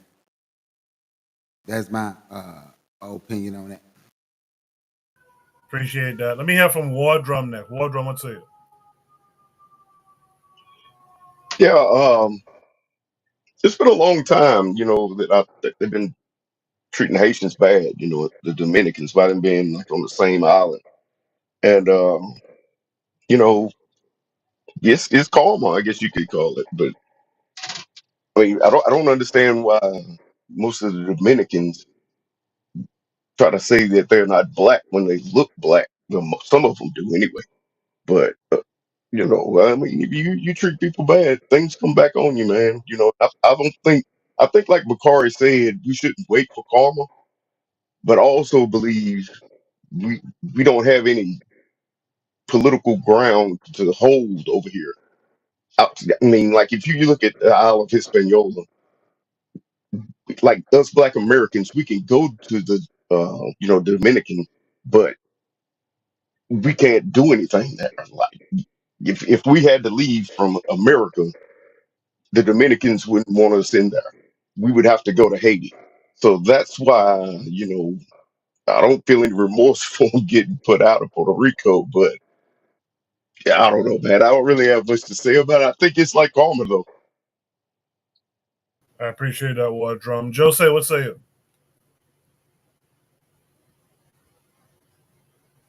Jose, unmute your mic if you're Yes, speaking. yes. I was typing on another tab.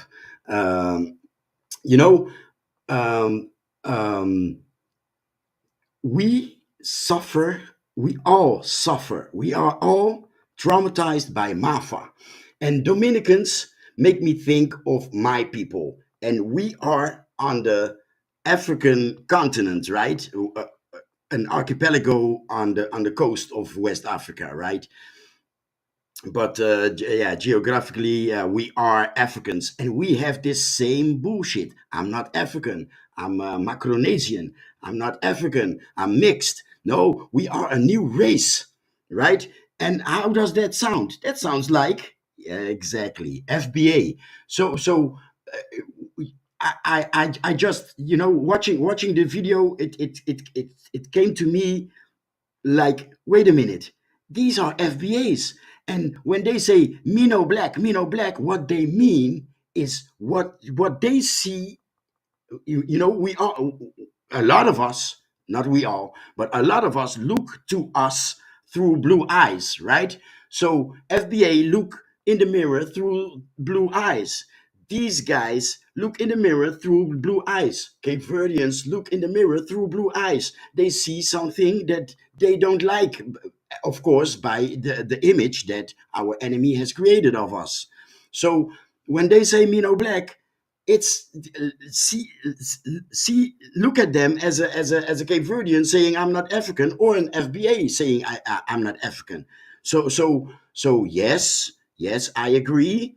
Um, uh, uh, I believe it's tit for tat, or whatever. You got what you asked for, or you see. We can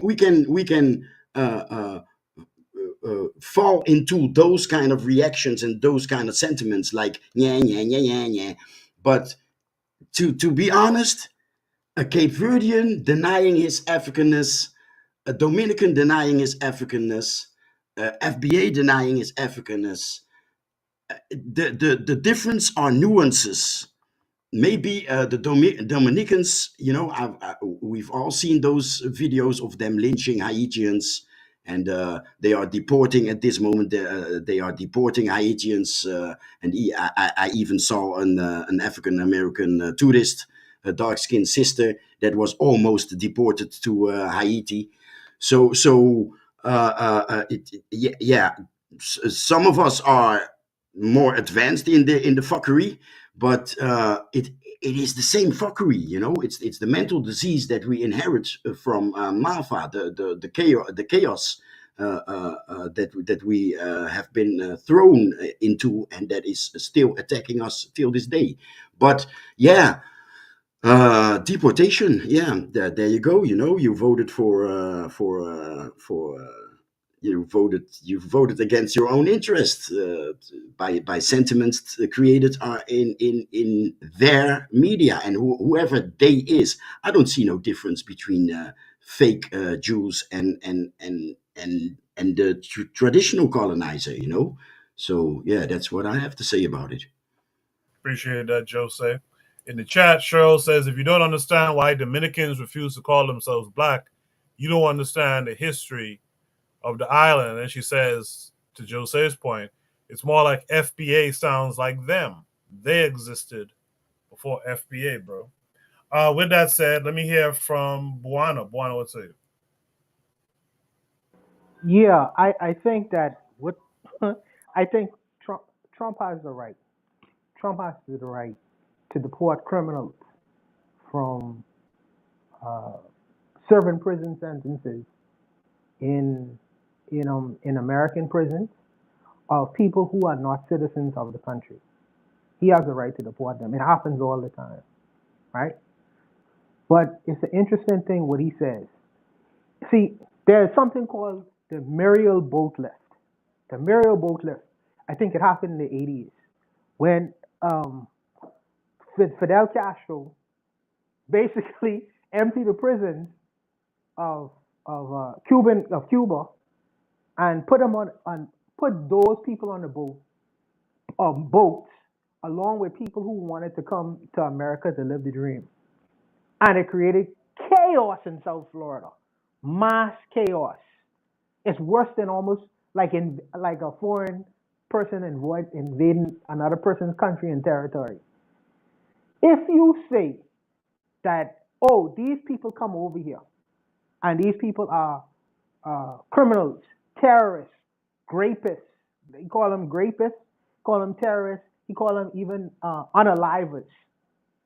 And then you send these people off to the countries, some of which, let me say this and be very clear, because it's bigger than just Dominica and Haiti. It's bigger than that. Because some of these people grew up in America, that they don't know nothing about the countries or their parents' origin. Their parents left, and their parents went to America, and some of them don't even know they came to America very young. They don't know the so-called country of where they come from. They have no ties to the country. And in these countries, unfortunately, it's who you know that gives you access. What are these people gonna do out of desperation? You are creating huge problems in other countries and trying to clean your society up. Some of these people turn arch criminals. They are American arch criminals. They understand American fashion and style of criminality. They know nothing about these so-called third world countries and how they work. Okay, so the governments in these countries are aware of what Trump is trying to do, and you know what they say?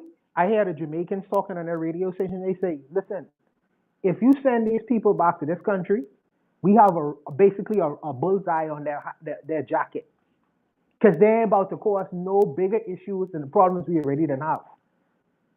And especially if they are accused of committed crimes in the countries in which they're coming from. These people are Americans. They don't know nothing about these so-called countries. Culturally, they are Americans. So the people in these so-called third world countries are not going to allow you to further marshal their country. So they could put a bullseye on you. They could get rid of you. And some of these people are married to American citizens. Some of these people have property and assets in America. I wonder what happens to the assets that these people would have acquired. These are acquired within America. Does it just revert back to the government, or the government is just going to seize their property? That's interesting. That's a whole other dynamic. But when you send them back to the so-called third world, what happens to these people? You're putting a bullseye on their back. Because I'm going to tell you, these governments are not going to allow you to just flush the toilets of America and just send off your issues and problems that's created in America onto these countries. They already have problems for themselves. So, some of these people are attached to many people. You create greater problems for your family members if you send them to these so-called third world countries. I'm going to tell you. And some people don't care about that. No problem. But if he decides to flush the toilets of America, of its worst people, and you don't even know who these people are. Some of these people, you don't know what their criminal record are, their jackets. When you deport them, are you going to give them an accounting of the things and the acts they would have committed in the countries that they're coming from? Because countries have a right to know who is coming in. They want to know who's coming in. If I have an arch mass murderer who you're about to set free on the streets of a population, shouldn't we have a right to know that? Because I would like to put a red dot on his head. I would like to put a bullseye on him. I want to know who's coming in. So, I mean, like I say, he could do that if he wants to. He could do that if he wants to. But I think that countries have to be aware of who is about to be in their population, regardless of the fact of where they was born. Where you born is the accident of birth. This is the reality. You have no choice no matter where you're born. Your mother could have just as well as pick up and go into another country and have you there. You know what I mean? So I mean, you can't fight over, oh, are we American? Because you had no control over where you was born. But the reality is, if you deport these people, and trying to create havoc on other countries, the only thing that's gonna happen is these countries are gonna end up taking care of American people, culturally, or for whatever you want to say. They don't have the papers, but they are culturally Americans. These countries are gonna get rid of them. I'ma tell you, bro. Because the third world has its own issues they already dealing with. But I wish them, like what's the brother say? Ditto say, I wish them good luck with that. I wish them good luck. Good luck. I'm done, Koku. Appreciate that, Buana. I know Kofi is chomping at the bit. Kofi, what say you to what you've heard so far? Well, you're kind of wrong on this one.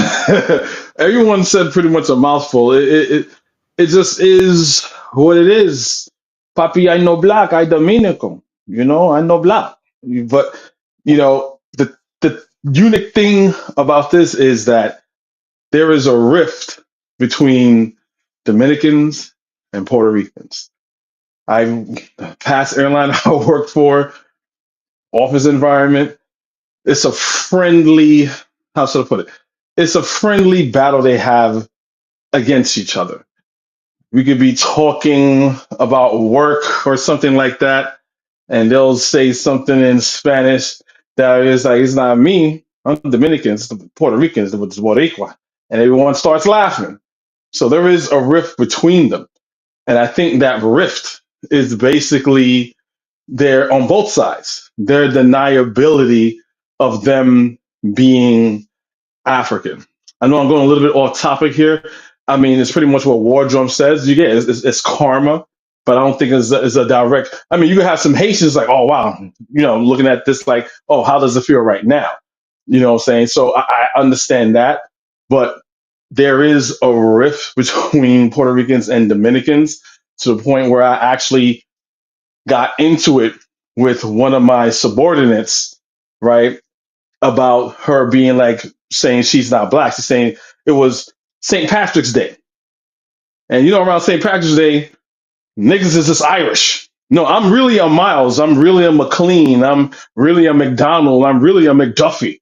I'm really Irish. And you have a Puerto Rican person doing it too. I'm like, oh, okay, that's fun. That's I'm saying you're not really you're not really Irish though.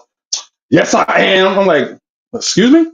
Mind you, I know who she is. Like my other guy that I used to work with, her, my ex-manager, we're managers, and he said, hey, I want my niece to work for you and whatever. I'm like, yeah, it's fine, it's cool. So I know who she is because I know who her uncle is. This chick fought me tooth and nail, red in the face, saying that she is freaking Irish. When 6 hours out of an 8-hour workday, she is speaking Spanish. She's not eating haggis. She's not drinking Guinness. She's not saying, let's go down to the pub for a little pint. She's not doing that. So they, like Jose said something that's very, very good. They look at themselves through blue eyes and they don't like what they see. So I do understand this hatred that they have. The Dominican store, not too far from my house, I know he's Dominican. I see him speak Spanish all the time. He's like my complexion. One time I saw he had an ankh around his neck. I'm like, whoa, whoa, whoa. And I approached him like, what do they say when you have that? Every time I see him, he wears that ankh. And he goes into that store speaking Spanish. And I asked him, do they know what they? He said, I'm trying to teach them. A lot of them don't feel that they're African. I know that. Why you think I dress the way I dress? And I present myself the way I present myself, even though I'm speaking Spanish to them. So I mean, it's. I don't want to say like you know good for you or whatever, but I hope this is a lesson to them knowing that you're not special. Just like Dominicans are the first FBAs. You're not special. Just because they give you a pat on the head like Byron Donald, like good boy, you're still nothing but a tool. You'll never be one of them. And I'll just end it there. Appreciate that, Kofi. Next up, let me hear from Oni. Oni, what are your thoughts? So I wrote down some stuff. So first off, I want to just address what Buana was saying about, oh my gosh, you put in a bullseye on these people if you send them back. We got to remember Trump is a billionaire, and he's worried about international policies. No, he's not. No, he's not. He no billionaire. Well, I don't know. I don't know. But what I would say is, most white people don't care about the lives of brown or black or even white people. Um, and I think we have to like not approach this from like a humanist perspective of, oh man, you're gonna ruin somebody's life. People of that wealth echelon, whether it's billion, whether it's million, I don't know, but people of that wealth echelon don't really have a track record for caring about the little guy or caring about who died, where, and when. Um, and I think that's what we have to get rid of. Now, I don't remember. I mean, I remember some dialogue about Black History Month not being around, and I guess that was updated.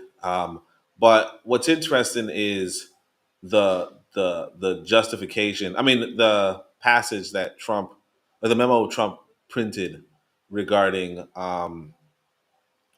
Black History Month. He says American heroes such as Frederick Douglass, Harriet Tubman, Thomas Sowell, Justice Clarence Thomas, and countless others represent what is best in America and her citizens. And you want to highlight Thomas Sowell and Justice Clarence Thomas, right? Mostly because these people are telling you, well, yeah, we don't mind some black people, but the black people they're talking about is Thomas Sowell and Justice Clarence Thomas, right? Um, the other, things I want to just quickly go over is, uh, I used to have let's say a mentor called Alton Maddox. You guys might know of him, and he would tell us, "Hey, Dred, when was Dred?" He would ask us, "When was Dred Scott outlawed?" Pretty much, right?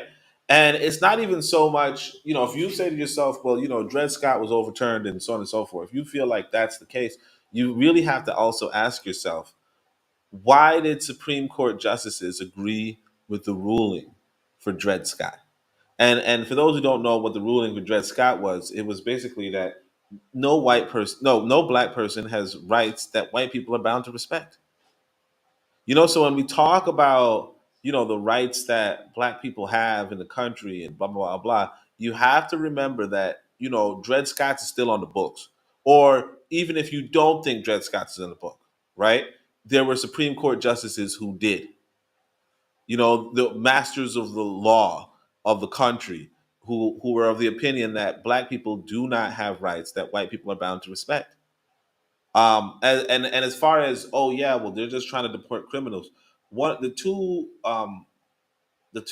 categories that you want to remember, or even the three categories now that I think about it, but the three categories that you want to remember is one, Malcolm X's grandson was arrested on charges of jaywalking.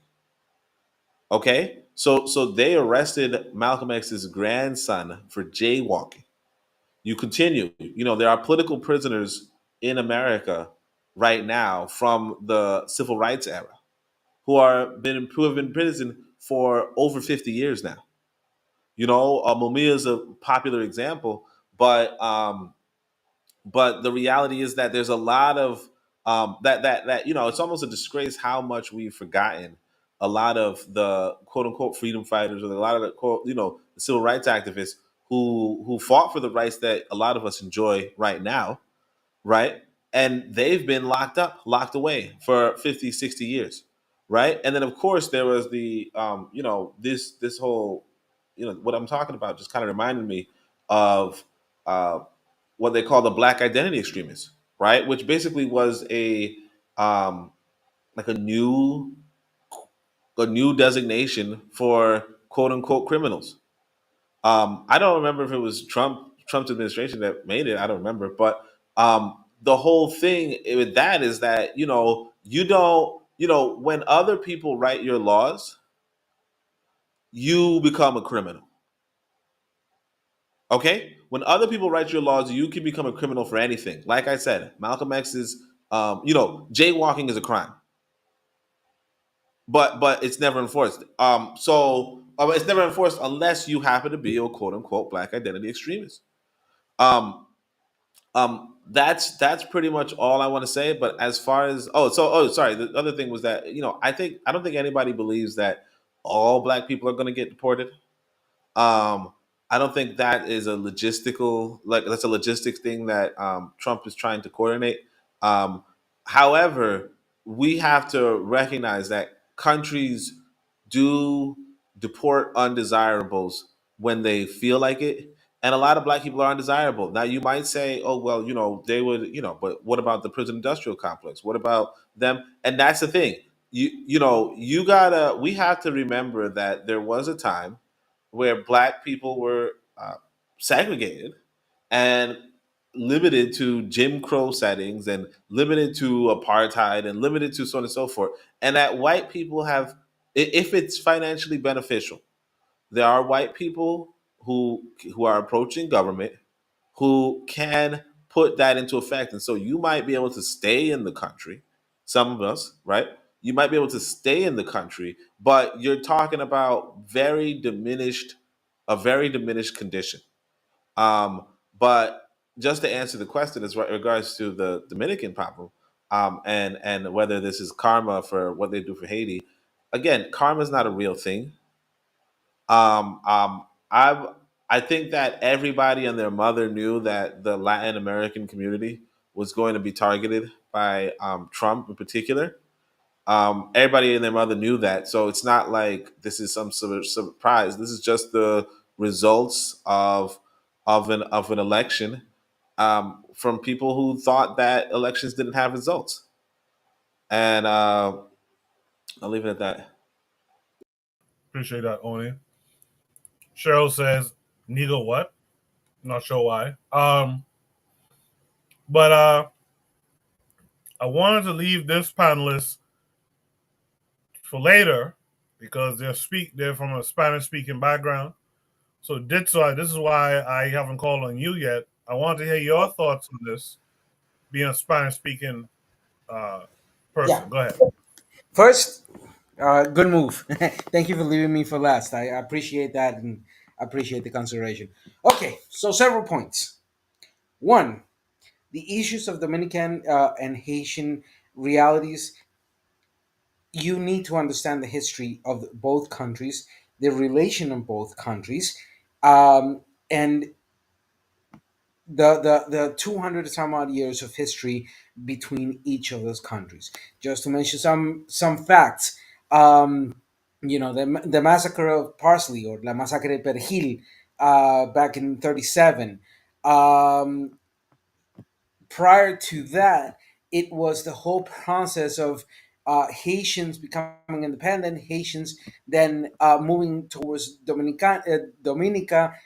Dominica had been independent from Spain, but then were under control of Haitians. Then the whole mess. So to say that this is karma of Dominicans and the conflict of versus Haitians in that sense, it's also a bit ahistorical and a lack of nuance. To that same point, look, in this type of conversations, we have to get rid of terms like third world country, or even coming into this type of conversation, global south or the West ideas. The problem here is that, and Kofi can back me up on this one. But yesterday, I said it in this discussion we were having about FBAs. I told the panel that the biggest problem is U.S. defaultism. The world doesn't fucking revolve around United States, and United States doesn't have a fucking culture. What it has is cultures with a plural, and understanding that the world doesn't revolve around the United States. Neither does it revolve around its blackness or its Asianness or its Eurocentric perspective, or even on its language. Then we can start having a more honest and sincere conversation about the realities and the impact of and yeah, more focus. If Africans have a better understanding of what's happening in Congo with the M23, and the whole situation with the alliance of Rwanda, we let the Africans speak on that matter, in the same sense of Latin Americans who know of our history in both a regional or a concise national aspect, or in a more in both the regional or in a more broader sense. But here's the problem, and let's be realistic. If we continue enabling a US centric, a US defaultism, a US supremacy perspective on this type of conversations, we're never gonna get away from the mistakes, from the erroneous categorizations. In very simple and short terms, US political analysis is like their imperial measuring system, outdated and a complete and utter joke. There's rarely, very rarely, when I find people of US citizenship, of any of these so-called races up there, that actually have a more uh, a more fine-tuned and well-balanced geopolitical as well as political analysis of reality. The majority are just big mouth charlatans who are a joke from any walk of life and any sense of minimal political awareness. So, in this sense, what I'm imploring, and what I've continuously implored in this sense, is that to make the effort of understanding why using such blatant and stereotypical terms like third world or global south or the West is continuously falling into that. Just like uh, the errors that we see emanating from US centric perspectives of what is blackness or what is to be American. Because American is not just the United States, and we've been over this for so many times. I, born in Costa Rica, I am as an American, as somebody born in Alabama, or somebody born in Haiti, or somebody born in Curacao or Guyana. So the point being here is that this type of conversation of what's happening today, and this example of how the imperial forces of the United States and the colonial forces of the United States control something in Puerto Rico of migrants of going over there, it shows to us that it ain't about karma. It ain't about paying the price of that historical baggage of the fucked up decisions that happened between two uh, two countries, two independent countries, and the decisions of the people that massacred and shed a lot of blood. It's about restitution and reparation, and at the same time being able to, as people, understand the good, the bad, and the ugly of freedom. That's all I'm gonna say. And yeah, I understood 100% the video. La cosa se pone fea. Sí, la cosa se pone fea, mijita. I appreciate that, Did. So yeah, I want to get your perspective. You're the second to last person, because the last person is the person who brings the prompt. So Black Seal, you heard everything everyone had to say. What say you? So, Um, First of all, I would say this. The Dominicans have treated the Haitians horribly, especially those Haitians who come over across the border. Um, and it's a long term thing. So my girlfriend is Dominican, right? And she identifies as a black woman. She says she's black. She's not one of those Dominicans, but she. Dang, I mean, he ain't get a Dominicano, man. Is it all Adrian? So she told me growing up, her father would tell her to stay away from those Haitians, right? They're dirty, they smell bad, right? And I think that part of the issue is that the way race is conceptualized in Latin America is very different because race is very much a social construct. So, depending on your society, somebody who is considered to be dark skinned in America, because America, it's very black and white. You're black. You got a black grandparent.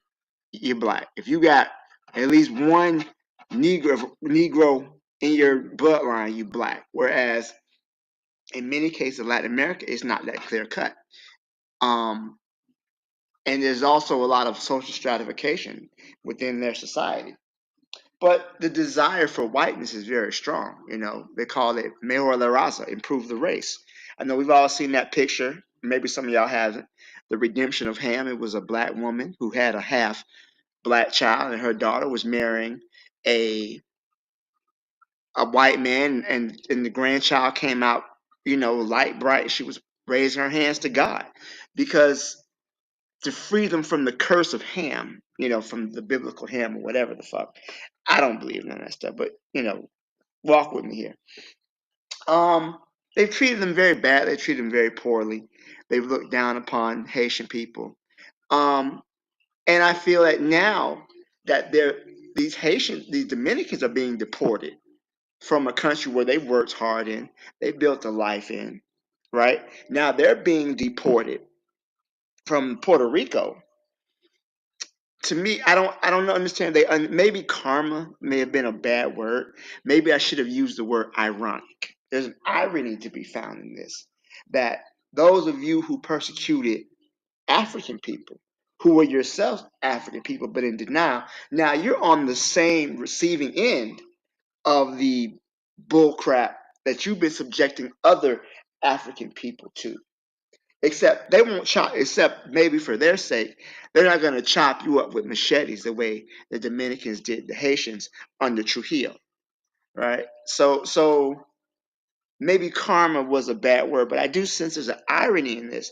And even though you yourself may not identify as black or whatever, understand that the Americans, the United States, the Western system, they don't make distinction. And I've often said this with black people coming from Latin America, from Caribbean, from the continent. They're not gonna say, well, you know what? We're not only gonna beat him up a little bit because he's he's from Jamaica, right? Any black people can get it. Now there's a special, and it was something that Oni said in the previous prompt, that black Americans tend to get a little bit more of that brunt. Because I remember going in some place, with my girlfriend, and there were some Spanish people. The service wasn't the best, but then she started speaking Spanish, all right? And then all of a sudden they lit up. They realized, oh, she's black, but she's not one of those blacks. So she must be okay. Facts. My wife is Panamanian. They do the same thing. They do the same thing, bro. They do the same thing. They'll talk trash, say something, then my wife starts speaking in Spanish. And you start speaking Spanish, and they be like, oh. Then, okay, senor, okay, I'm so sorry. They Yeah, start speaking like, wow. yeah. They just, it's almost like, they I don't know. But I just kind of, gonna try to land the plane a little bit though. It's more of an ironic situation that these people are now being deported from Puerto Rico, which it is in itself a colony of the United States. Puerto Rico is very much a colonized area, but they're losing their livelihood, their homes, and the life they built up at the same time they're doing it to the Haitian people, right? I would hope maybe there'd be a time for some introspection. But the way that white supremacy is built up, and the way the white, like you say, see themselves through blue eyes, I don't believe they're going to learn too much from this. I appreciate that, Black Steel. I think you were done. Is there any last thoughts on this prompt before we move Definitely, on? definitely. I would like to answer one of the comments that was made in terms of black people globally do their best to avoid politics. I would like to answer that because that's a statement that I could answer. See, in the United States of America, they have something called the freedom of speech. And with the freedom of speech, any Tom, Dick, and Harry can make any statements without any serious repercussions happening to them. In fact, you could talk about the president, you could talk about politicians, you could talk about leaders, and no one will come to your door and threaten your life. No one will come to your door and even possibly jail you. Only if you say that it's my agenda to unalive the so-called president of the United States, will the FBI knocks on your door. But in America, you could be as critical as you want to be in terms of the politics in your country. But if you was to just step outside of that country and the safety of that country, in other countries of the world, they don't have that right to speak as freely as you do in America. And if you make statements, or if you participate in certain kinds of politics within countries, it is deadly. Deadly. You not only have to risk, your life and limb, but there's a possibility that even your family could get jailed in some of the things that you say. So it's very safe sometimes for people to be critical within the safety of the borders of American society without understanding how global politics actually work. This is the reason why some black people outside of the borders of America don't like to participate in so-called politics. They do, but when they know that they do, they know that their life is threatened. They know that they could go to jail forever, and they know that they could possibly even die. This is the politics. This is the political game we play in so-called third world countries and African countries and other countries of the world. If you didn't know before, I just want to maybe just pull your coat on that because you may not be aware of that. But I'll leave it there, Coco. If I may, just to quickly mention something, out of my 25 years of political work, there has been 2 attempts of my life. I'm alive because I knew how to wade my way through that. But those 2 times they tried to kill me in my own country were my own people. So, food for thought. All right. If there's no last thoughts, let's go to Shoot the Breeze. Top it up. That was a real good conversation. I want to thank everyone who's joined the panel tonight. Let's try to keep it going like this. It was a huge panel. And thanks for all the comments from the chat. KW Don 7, Cheryl. Didn't see Trigger Happy tonight because he's busy. But thank you for all the comments in the chat. Shoot the Breeze, topic number 3, says, when you tell black people how powerful they are, but they don't believe you, is it over for us? Are we beyond deprogramming? This came with a link that takes us to YouTube. What we'll do, we'll watch the video short. We'll watch it, and then we will comment. You said you were on a show on February 26, 2021, an interview with Dr. Judy Mikovits, where you said the following, and I quote, "We should not be giving black people the same vaccine schedule that's given to whites because their immune system is better than ours." Can you please explain what you meant?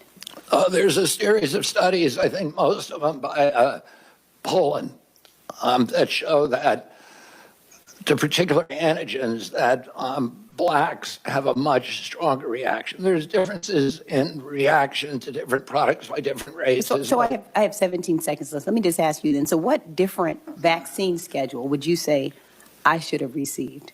That, What different vaccine schedule should I have received? I mean, the pollen article suggests that blacks need fewer antigens than This is for, so so you get the dangerous. same measles vaccine. but Mr. Kennedy, with all due respect, that is so dangerous.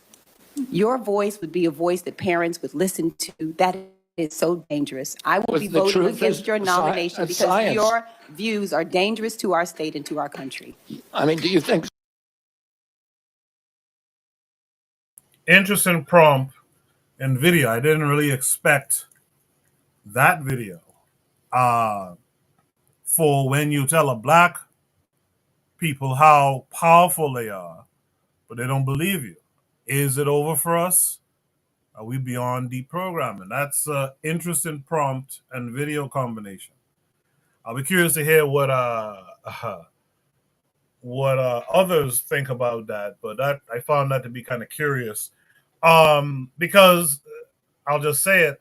It suggests that when it comes to medicine and medical advice, that we should trust, as Ditso will call them, these gringos, in telling us that we are, super healthy or capable of being super healthy. It's just, to me, it's kind of a weird flex. But let me throw it to the panelists who are more knowledgeable than I.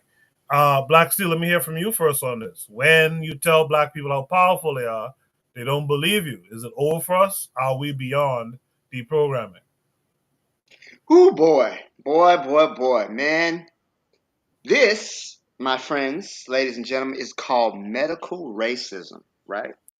And I'm Facts. I'm I'm really disturbed at the people who didn't get this, right?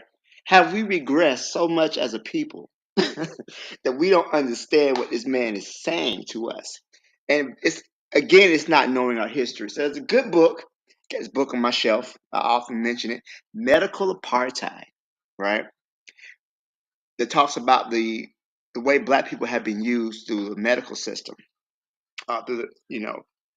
And one thing that they mention in this book is how black people are immune, how we're resistant to pain, right? Black people can endure pain more than other people. And because of this idea that black people can endure pain more than others, it is being used as justification to even say, for example, deny black people pain medication. I had a tooth pulled. They gave me ibuprofen, right? You could take it, you tough, you black, right? Even now, black people get pain medication the least. Their concerns about pain are ignored. I often mention this, but the maternal mortality rate for black women is 3 times that higher than that of women of other races, the highest in the developed world. So much of that comes to the medical establishment literally ignoring black people's pain because we are supposed to be able to withstand. We're stronger than that. Um, what was I gonna say? Oh yes, the father of gynecology, Dr. Marion Sims, right? He experimented on black women. He didn't give them any type of local or any type of anesthesia. And he did it because black people are able to withstand more pain. So this whole idea about black people don't need the same immunization schedule, that is going to be used to deny black people or impact us negatively. We already saw during the COVID epidemic that once it was realized that minorities were starting to be impacted by COVID more than white people, they really didn't give a fuck. They stopped caring at all. Open the schools, open the stores. The quarantine was over, even though people were still dying. 3,000 people a day were dying. They still didn't care. So this whole idea that black people need to be on a different immune system, they have an immune system that's stronger than ours, that is going to be used to deny us medical care and let us suffer. And I'm really upset that people aren't getting this. And when we say we're too far gone, or we're beyond deprogramming, I think that open the schools, man. Open the schools. George Bush, no child left behind. He needs to be in the Hague for war crimes and what he did to our educational system because this is medical racism all day long, and people are saying it as if it's a good thing. So I'll leave it there. Thank you. I appreciate that, Black Seal. I was wondering if I was the only one who picked up on it, but I should have known I wouldn't have been. I'm going to go to Oni next, but I was asked to play the video again. I'll play it one more time. Please pay attention. One more time, and then I'll get the rest of your responses. I have you said you were on a show on February 26, 2021, an interview with Dr. Judy Mikovits, where you said the following, and I quote, "We should not be giving Black people the same vaccine schedule that's given to whites because their immune system is better than ours." Can you please explain what you meant? There's a series of studies, I think most of them by Poland, that show that to particular antigens that blacks have a much stronger reaction. There's differences in reaction to different products by different races. So I have 17 seconds left. Let me just ask you then. So what different vaccine schedule would you say I should have received?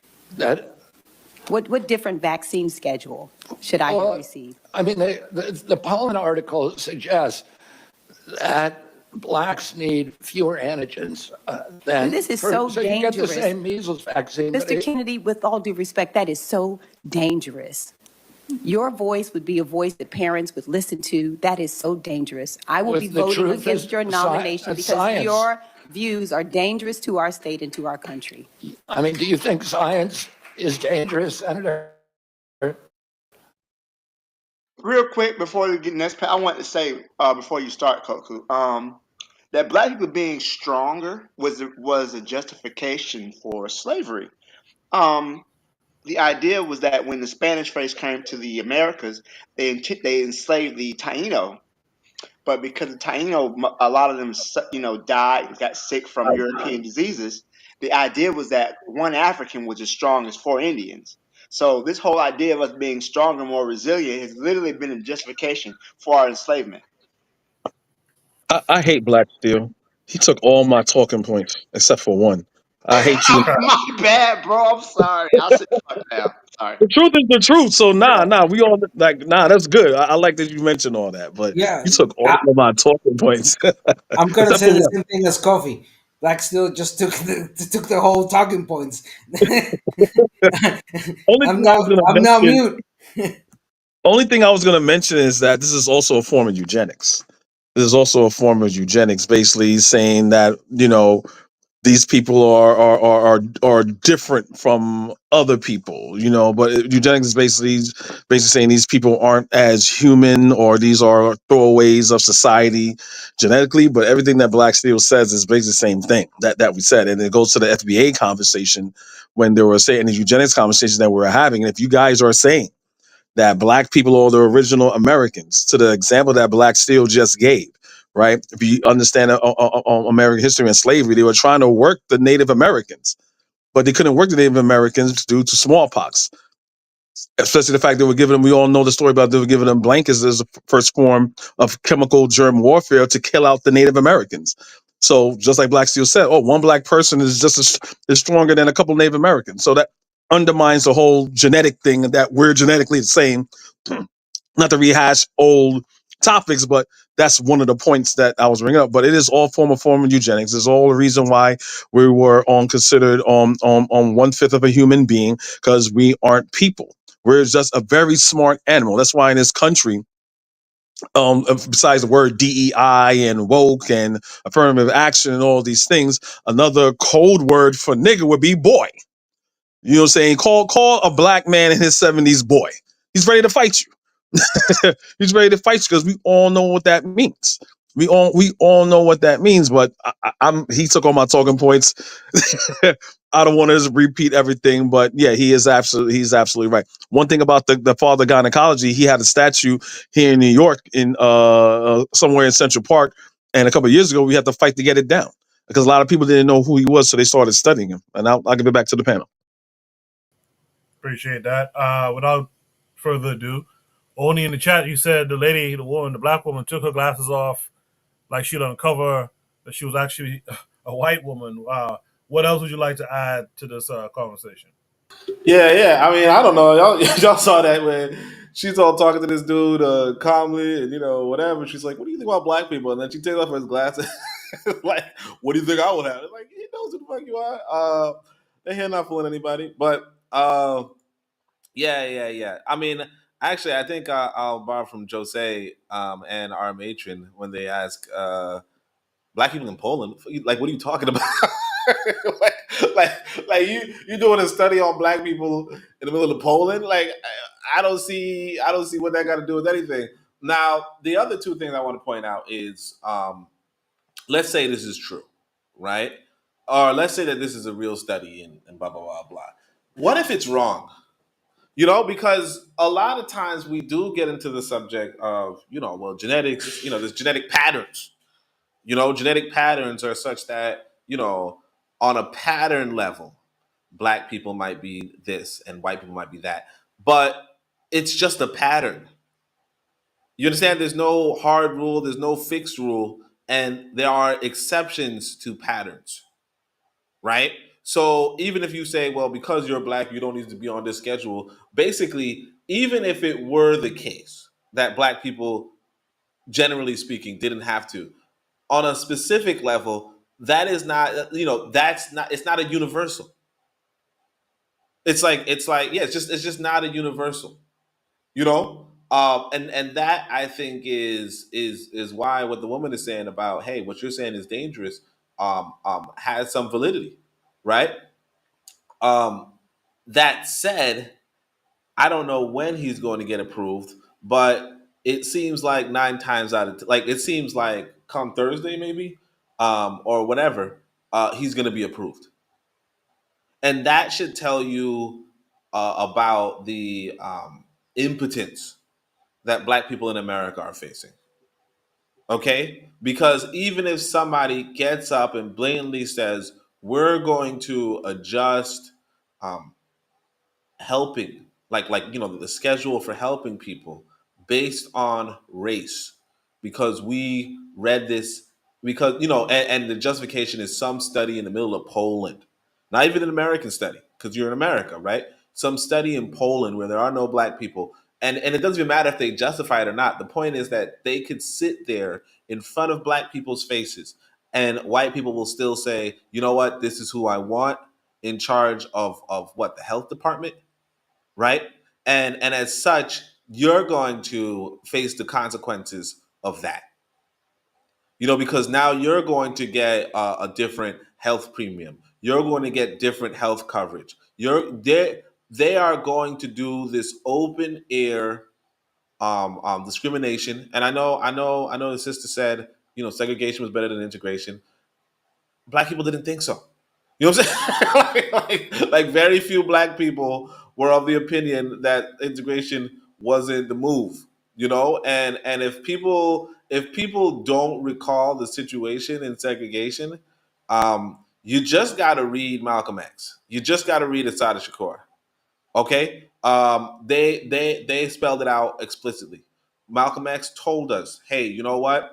Like 90, I don't know if he said, I think he said 50% or something like that, but maybe more than 50% of black people were unemployed or on welfare. In his city of Lansing, Michigan, or something like that, right? It was Lansing and that, but the point is, he says a great number of them are either unemployed or on welfare, and the only jobs they could find were as porters on trains, or they were as hustlers, just grifting their people with gambling, right?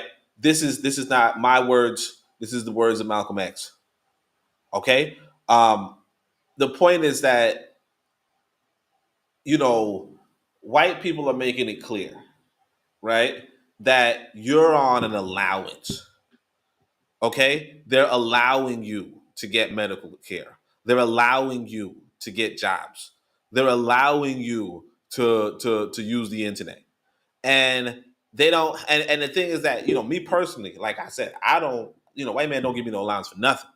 Okay, but if you're gonna be rocking with this white boy, you got to remember you're on an allowance. And if it's not clear, guess what? When you go to the hospital and they're telling you, well, because you're black, I mean, we already see the maternity rate, right?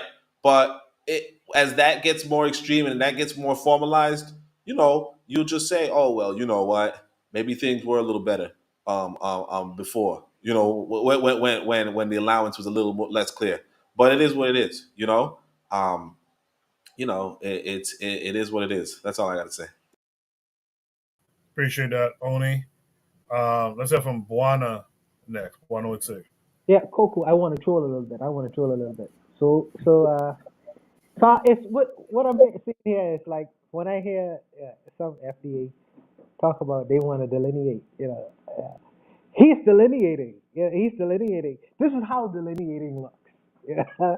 He says genetically, y'all are different from us, so we need to have different medicines. And this sister right here, this beautiful sister, she said, no, no, no, no. We want your medicine because ain't I a man too? You remember we used to carry them signs back in the day when Martin Luther King, like, ain't I a man too? She's basically saying, like, ain't I a woman, a human being too? So, we need to get the same medicines as y'all because we need, we can't delineate from y'all. We can't delineate because y'all are like us and we are like y'all genetically. Even though you hear conversations like, oh, y'all ain't really human beings, she's making it clear. No, no, we want y'all medication too because we don't want to delineate. But they want to delineate from the South, all the black Negroes in the South. Yeah, we could give them different medicines, but we want to see medicines as y'all getting because we are Americans like y'all, so we don't want to delineate. Needless to say, some of the things what America does is they send aid around the world. This is what they say. They send aid around the world. And some of the foods they send, they'll stamp on it, not for sale in the USA. So for me, I'm looking at that and saying, why would I ever want to eat food that the chefs don't eat themselves? I would never eat food that the chefs themselves will never eat. So that means for me, I need to find a food source or create one myself because I know that they making a special concoction for me, especially when they when they send in rice to these so-called third world countries, they send it, they have a stamp on it that says not for sale in the United States or not for U.S. distribution. So that means why would I ever eat food that you ain't gonna eat? So why would I ever take medication that you don't want to eat? What that you wouldn't want to take yourself? Why would I ever want to take that medication? Obviously, you're telling me something. You're telling me two things. You're telling me you may not have my best interest at heart, number one, and number two, you need to go find your own food source. Because if you rely on these people to feed you, 20 and 30 years later, you have cancers in your society that you don't know how it get there. You don't know how it get there. So, like I say, I told the brothers before, unfortunately, this is the unfortunate reality, and I don't want to play with this. Black people don't move until their back is against the wall. This is what Marcus Garvey said. This is what the president of Kenya, Uhuru Kenyatta, said. The president, Uhuru Kenyatta, said just the other day, he said, okay, so the United States doesn't want to give us aid anymore. But they have a right to do that. So now it's our right to find the things that we need to do to feed our societies. We need to provide food and care for our own societies. We need to find our own way themselves. They don't have to give us money forever. They don't supposed to give us money forever. We need to find an alternative route. The West and some of these countries are grown so dependent on this idea of just sticking your hand out and letting other people provide for you. You have become a slave to their charity. You have become a slave to their charity. And the only way to cure that is if you create a condition where you could provide for you and food, clothes, and shelter for yourself. He is telling you, this is the man who is supposed to be in charge of the Department of Health. Yeah, he's telling you what on his mind. So are black people are gonna still take the medications that the government distribute to them, or they gonna find an alternative way? You better find an alternative way, because you know it in his mind, and he is going into that high office, whether you like it or not, whether you like it or not. So unfortunately, this is the conundrum, a question that black people around the world gotta solve. What must we do next? Because you have no choice now. You have no choice. And some people say, well, I don't want to mess with people who didn't want to deal with me before. You have no choice. You have no choice. You have to do it for self. You have to get it out of the mud. Yes, you. Well, anyways, let me leave that. Oh, thank you, Coco. I'll stop there. No, no, but one before you go, what about the prompt? The idea that black people are powerful but don't believe it. So This is when this white guy yeah. says that, when this white guy says that, yeah, y'all don't need the same vaccines as us, we supposed to believe that we're powerful people, but we're not. So what say to that aspect of the prompt? Coco, with the greatest respect, brother. Black people on the world over, have displayed the fact that insurmountable odds, how great they look at a country like Haiti. There is no time in human history that a slave population has become the rulers of a society. It's never happened. Look in America. In America, black people has came there initially as slaves, and eventually ended up in the high offices. Whether we want to, whatever political game we want to play, they have been able to ascend to the highest offices of the American government and in strategic positions. Not only that, they have innovated all over the world with all manner of different kinds of things. Right now, this president in power, president in chief, wants to pretend as if this history don't exist, but the history is on record. Now, I can't. It is this difficult sometimes. This issue of selling the Negro to himself. We talk about this all the time. Some brothers then put on their blinders and say, I don't care what you say.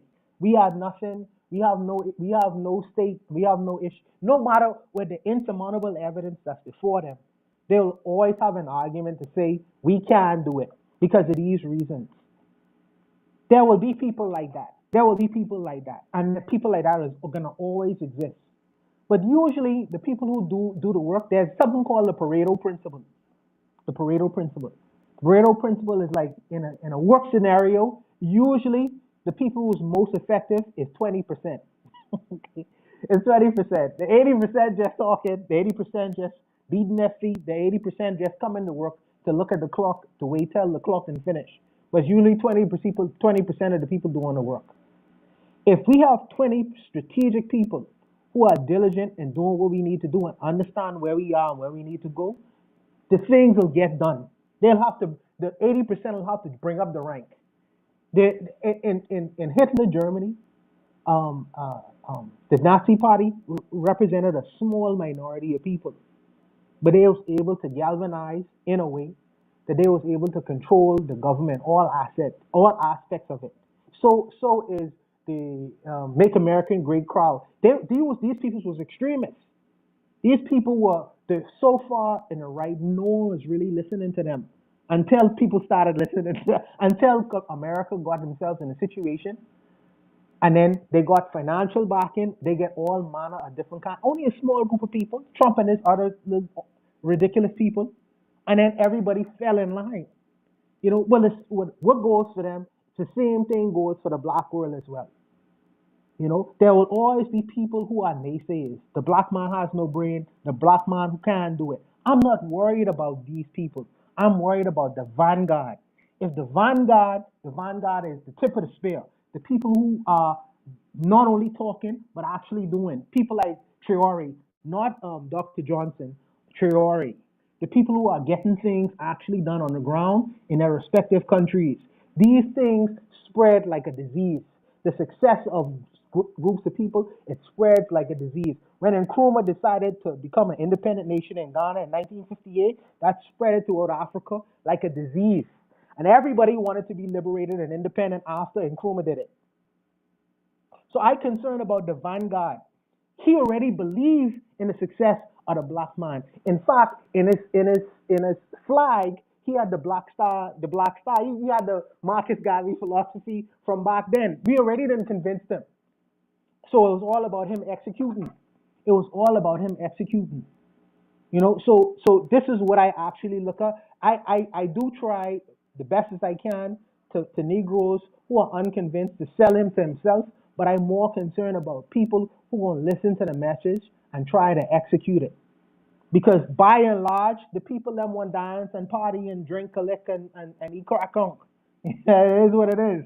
It is what it is. But my buy-in is right now is with the vanguard. The people who go not only hear the message, but actually try to apply the principles of what we talk about every Saturday night on the Bitter Meds. But I'll leave it there, Coco. Appreciate that. Let's hear from Brother Bakari. Brother Bakari, what's say?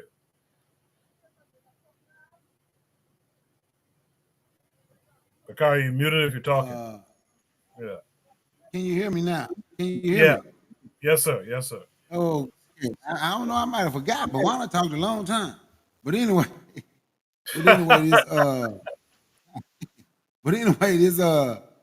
this prompt, this is good for the people talk about. They got their magic melanin, so he's telling the truth. We are more powerful. We don't need this and we don't need that. So, you know, this is going to be good for some people, but anybody who will listen to somebody who tell you that swimming in a public pool make you gay, something is wrong with you. Something is absolutely wrong with you. This man says swimming in a public pool made you gay. I'm just going to ask a question.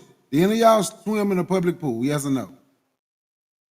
So according to him, most of y'all friends, I used to swim in the public pool with a car, and I'm so gay I can't even drive straight. Okay. You know what I'm saying?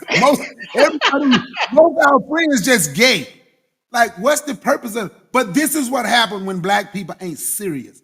When you let a regime in, and now you got somebody, you got let a regime in that's in there now. When black people ain't serious, and you can get people up here and promote that, and you get people who side with the Arabs over black folks, and this is what happens. So now black people got to look and wonder, like, damn. See, even if we don't win, us sticking together against the KKK and the neo-Nazis was extremely beneficial. But I realize we're going to have people that don't want to stick with them. So now you have neo-Nazis and KKK in positions they're going to tell you that your immune system is so strong, you truly just don't need medication. And that's going to work for some people. People that's going to tell you vaccines that just ain't no good. Watch this. I'm not even a big proponent of vaccines like that, but I'm not a damn fool. I'm not a damn fool either. Ain't no water made nobody gay, raw. But they're just like people. But this is what. So when you have people, right, who don't understand, I ask who created vaccines? Who bought vaccines here? Right? But we think it's cool to suffer. You have someone in the chat right now promoting segregation was so much better. How can something be better when you paying taxes and you got somebody telling you where you can't go? We are the only people. We have a monopoly on oppression. We have a monopoly on being treated bad, and we are proud of it. We think that's good. Somebody can tell you where you can't go. We need to understand there's a difference between integration and desegregation. But when you paying taxes to folks and they telling you where you cannot go, you can't go to this side of town. Desegregation, you have your place where you live, but you can go, something happened on this side of town, you can go to the hospital and make sure you're okay. See, people like this woman, Cheryl, I bet you if she asked her to name somebody from the civil rights generation, she gonna name who everybody know, who they done talked about on YouTube. She don't know nobody, ain't done nothing. See, these the type of black people. See, these the type of black people right here. If she's black, because I don't know if she's black, because we on here and I ain't never seen her, so I can't say she's black. But these the type of people right here, even if she is black, for me, you just have to let go. You just have to let go. Everything that they benefit, most of the stuff they benefit from now, being able to go where you want to go, come from this civil rights generation. But these disloyal, I can't say it like Denzel said it on, I can't say it like Denzel said it on Training Day. Disloyal, bitch made, fool ass punks, or something to that. That's what we have when it comes to black people shitting on black people who gave their life for them. And I can't deal with those type of black people. Just like I can't deal with those type of black people that clearly will tell you, I choose the KKK. I know what side I'm on. I know what side I'm on. But I'm going to choose the KKK. I'm going to choose what they believe. I'm going to choose what the neo-Nazis believe. And that's what I'm going to be with. Because white people, think about, listen to black people mentality. How many have you heard say this? We need to be treated bad. That'll help us get in line. Have you heard them say that? Maybe somebody like this will get us in line, make us do right. Think of that mentality. You need a white person to treat you bad because you need some white bigot to treat you bad because that will make black folks get in line and do right. But as far as this prompt, like they say, medical apartheid, he's a bigot. But hey, you know what? We got the magic melanin, and it's gonna be some telling people that, and you tell some people that, you know, they got the magic melanin. It's gonna be a lot of.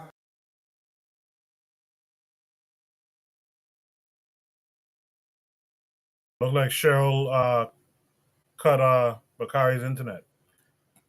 Here he comes again. Hold on. All right, Bakari, finish your thought there. Nah, I guess he dropped again. You know what's crazy about this situation? This dude is not a doctor.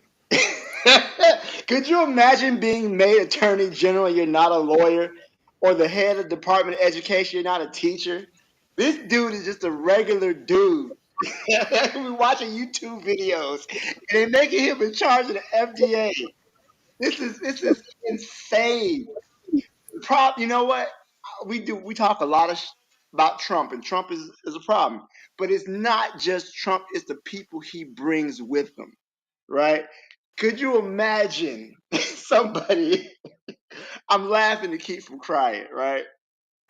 But could you imagine just putting this clown in front of Congress, and he's gonna get in. That's the thing. He's gonna get in. That's the thing that we have to realize. They're not gonna deny that he's gonna be put in charge of this whatever department he's running for. But he's not a doctor. He has no medical training. So it's crazy that he's being brought up like this. And whatever Cheryl's talking about, I guess maybe her dude wants to cheat on her with a white woman, because she goes in hard when it comes to interracial dating, man. She banging on that drum every time we come in here. You want us to you white women. You want us to listen. It's okay. Let it go. All right. But You you don't wasn't even, no good. But you don't even know if she's black. I don't know, but When I'm these assuming people she get is. on here I'm talking like assuming. that, what? But let me say But you know, real people quick. assumed. Real quick, I'm gonna just say this. As somebody who grew up, I was born in 81, right? My grandmother was born in 1923, right? My grandmother's brother is still alive to this day. You know, he's in his old. My grandfather just died in December. He was 87. So I grew up with black people who grew up during segregation and during Jim Crow, right? None of them was out here trying to sleep with white women, right? They was actually trying to go to work and get jobs, right? They were actually trying to be paid fairly. They wanted to be able to live in decent housing and not be accosted on the street because you didn't step out the way for a white man. right? It wasn't about snuggling up to some Becky. That is ahistorical and it's disrespectful to our ancestors and what they experienced. Okay, I think you would benefit by talking to some of them and understanding what they experienced and what they went through. They don't know black person who experienced that wants to go back. They would literally murder black people in front of thousands of white people for fun. They for it would be a whole community outreach. They have a fail. They're gonna kill us a nigga tonight. That was their form of entertainment. No black people want to go back through that.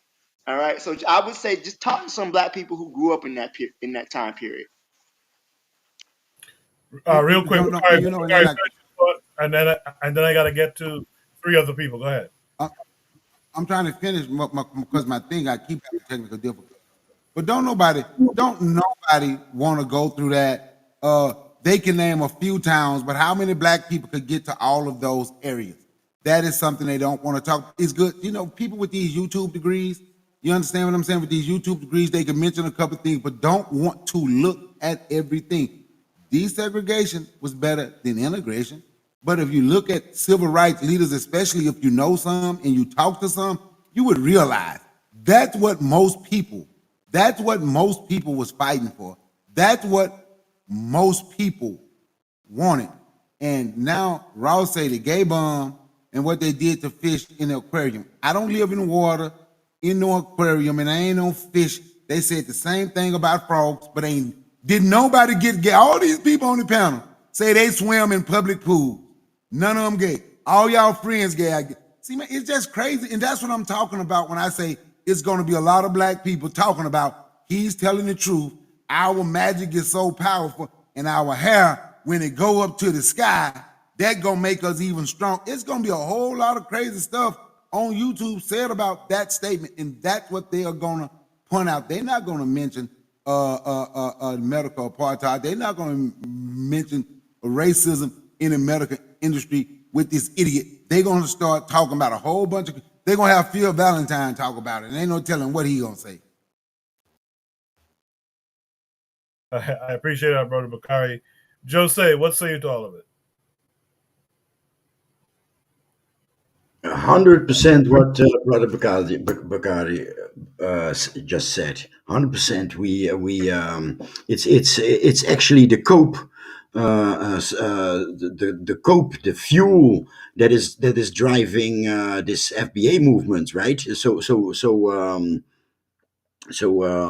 I made a meme where I mimed a meme of President Johnson's quote about just give the lowest white man something to look down to, and you can rob him clean. And that's it feeds the ego of the bottom of the society. So this society is about looking down. It's not about who's on top. I'm tired of us calling it white supremacy. It's about black subjugation. So if you are black and you are at the bottom, who do you have to look down to, right? You have nobody to look down to. Everybody has somebody to look down to, and they say black, but they don't mean black. They mean African, right? If you, I hope you're following me. So yes, black folks are inclined to grab that straw of you see we are stronger. You see we are stronger. It's like black women bragging about being the most educated demographic, and yeah, that's a reason to take away funding for black colleges, right? So yeah, I'm afraid Bakari brought the strongest point, that our people are recessive for this type of straws to cling on to. But my original point was, this mofo picks a study from Poland, the most homogenic country in Europe. No mosques, no nothing. Yeah, I've seen those videos of salsa events. with Polish women dancing with African men. But it's still the most homogenic European country. It's the country where those tests were held on people in those camps. So what studies is this mofo talking about? You know, is he is actually reaching to eugenics? I mean, be aware of how you know how pressing that's pressing that's important to think about what this motherfucker is actually saying when you see Musk pushing for the same shit, you know, with his "my heart goes out to you" nonsense. I mean, there were a couple of seconds between his Ave Caesar greeting and his hand on his chest saying "my heart goes out to you." So those were separate things. And then there is the chief clown with his uh, DEI talks and shit. Yeah, I don't know about this 47th. You know, I don't know. Things are going very fast, and this motherfucker pointing to eugenics studies tells a story, and we should be. I'm afraid we should be way more. Ringing the alarm way louder than we do now in action. And you know, yeah, I mean, Exodus, man, it's Exodus time. Let these motherfuckers do their industrialized tribal wars without us, you know. Okay, I'm happy for this woman taking off her glasses, and she made it. She has her PhD, and she found a nice job. But you know, I don't know, man. Time to leave, because these clowns are with their backs on the wall. And you know what barbarians do when their backs are at the wall. You know, it's bloodshed. I mean, this is serious. This is serious. Don't underestimate what this motherfucker just said. You know, he just did what he's doing, and that's it. Appreciate that, Jose. I don't know if Cheryl is in the bitter medicine chat, or she's on the KWAZ radio chat. But Cheryl, if you look in the bitter medicine chat, if you're not in there, switch over to there, and you'll see some resources only posted for you to check out, and a question Bakari had for you as well. Let me get to Wardrum. You've been patiently waiting, quiet. What are your thoughts on everything you've heard? Yeah, man. My whole view has been like we should have been gone a long time ago. I'm one of the Pan Africans that believe we should have left. You know, we have the doctors, the scientists, and all of that. All we need is a homeland. America is never going to be our homeland, never. So the segregation or the integration. Neither one of them's going to work. We should have left when Garvey said leave. Everybody should have left. You know, we got this dude. He's sitting there saying we don't need medicine. We need our own scientists and doctors coming up with our own medicines, doing our own studies. You know, we the Africa supplies the world with everything. If we control Africa, we control the world. I mean, we don't have to exclude anybody from getting anything, even though we could. But if we're doing our own thing in our own place, the Asians, they could be doing the technology thing. They need some of the minerals, the coltan, the cobalt. They come in, they bring us a certain amount of the stuff they're making. Okay, it's worth this amount of stuff. You can take and go make more. You know, then we take the stuff that they bring, we can reverse engineer it, make our own. Same thing with weaponry, defense. uh, you know, SAM sites, missiles, all of this stuff, tanks, jets, whatever we need.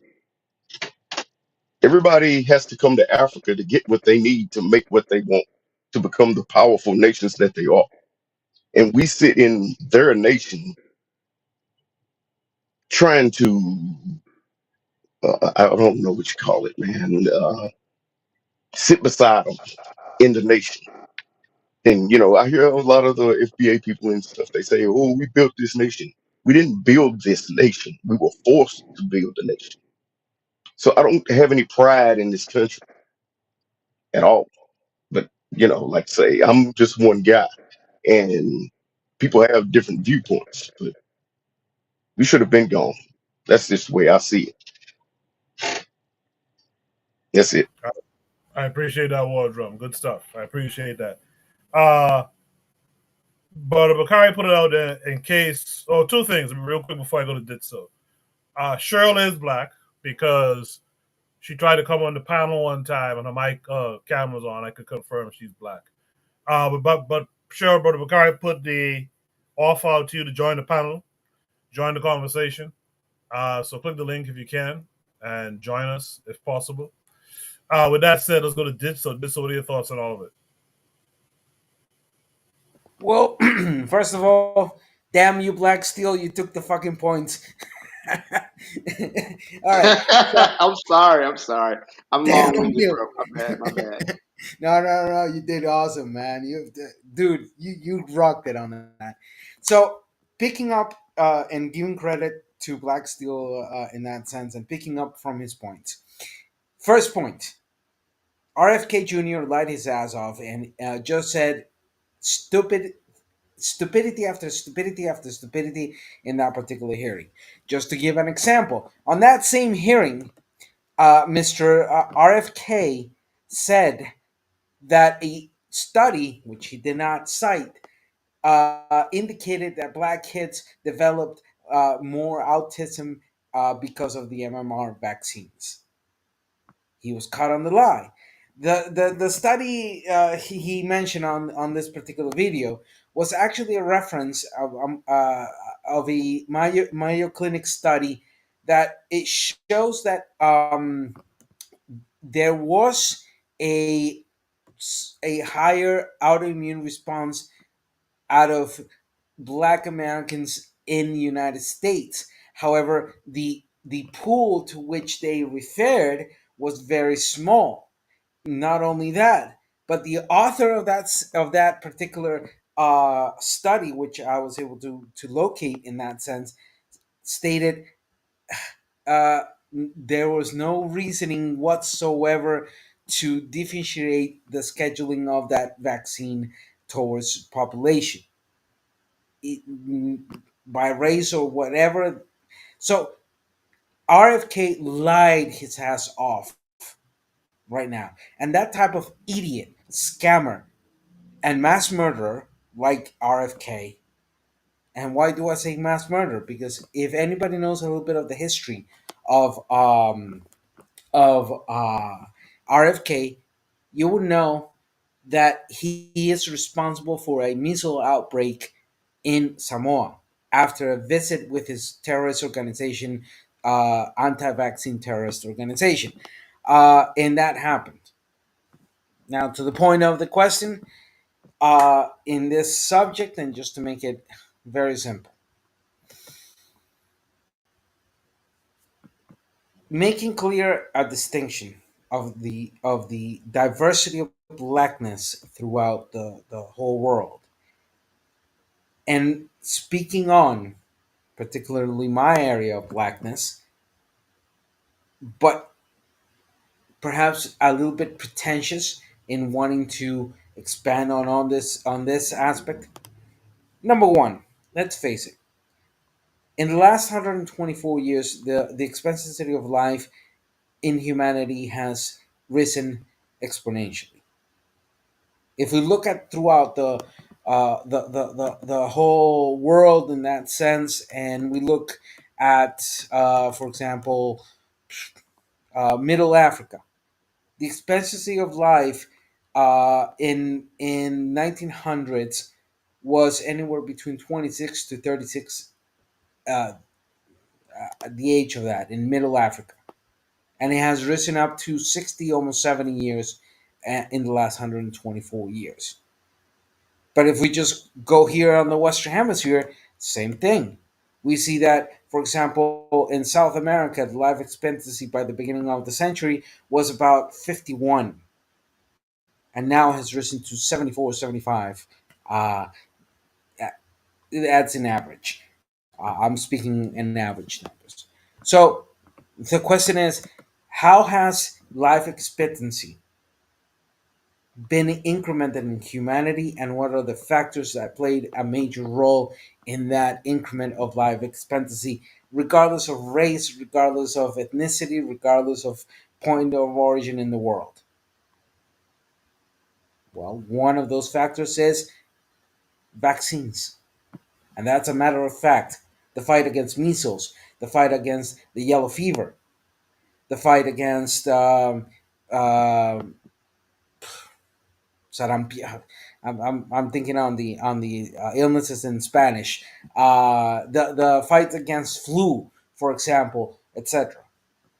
So, in this sense, the empowerment or understanding that one principal requirement for for us to know the power we have is also the power of saying to those charlatans that wants to sell us this type of eugenics or pseudo religious bullshit of whatever kind, nature, or form, or they just want to pass like these saviors of communities, etc. We can then say that one of those major powers is education.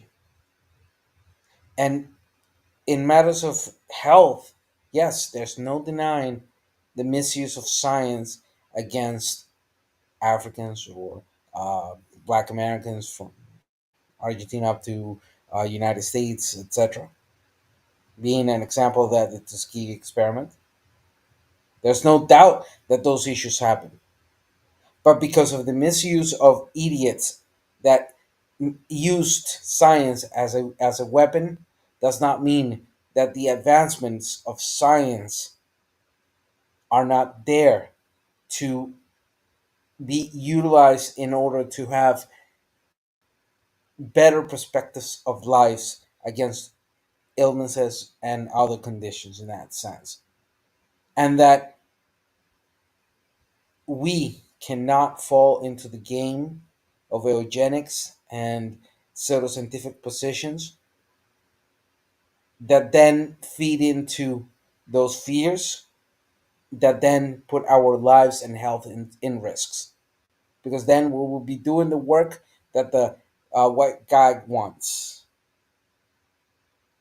So, empowerment means, in a very clear and concise way, the capability of education, the capability of progressing through that education, the capability of, yes, hell, having doctors, having lawyers, having architects, having all those type of things in order to be able to assist our communities and societies with the best interests in hand, with the necessary interest in hand. So, in very short and concise way,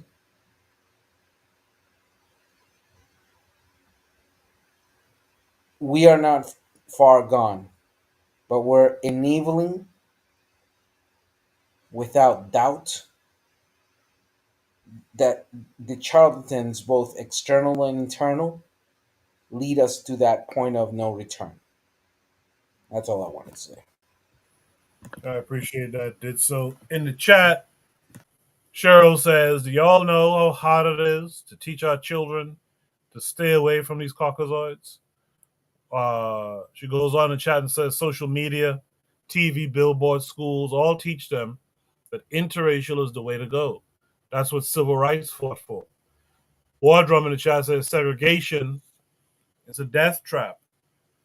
This is our last topic for the night, but does anyone have any last thoughts about this particular prompt before we go to shoutouts? I didn't know that about RFK and the measles outbreak and some. That's crazy.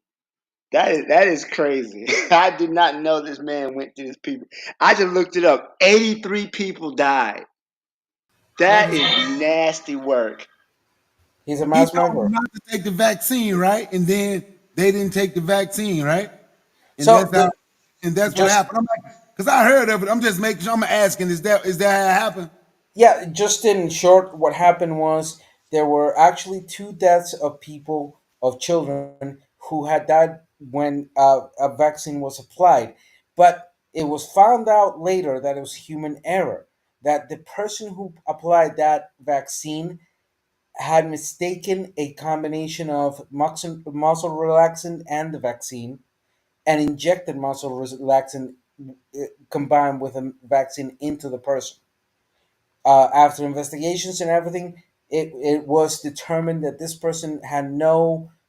Uh, this person did not do this because they wanted to do harm or anything like that. It was a seasoned nurse, but who had been working well over 12-hour shifts, and who, after pretty much 3 days of working her ass off, was tired.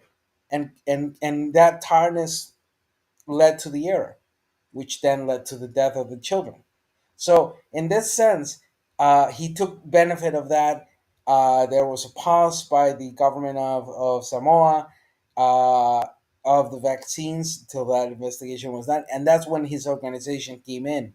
And he did everything to convince people not to get vaccines. Yeah, I want to say something, Coco, if I can. Yes, sir. Yeah. Last thoughts. Go ahead. Sure. So this is gonna be kind of controversial, but I gotta say it because this is what I think.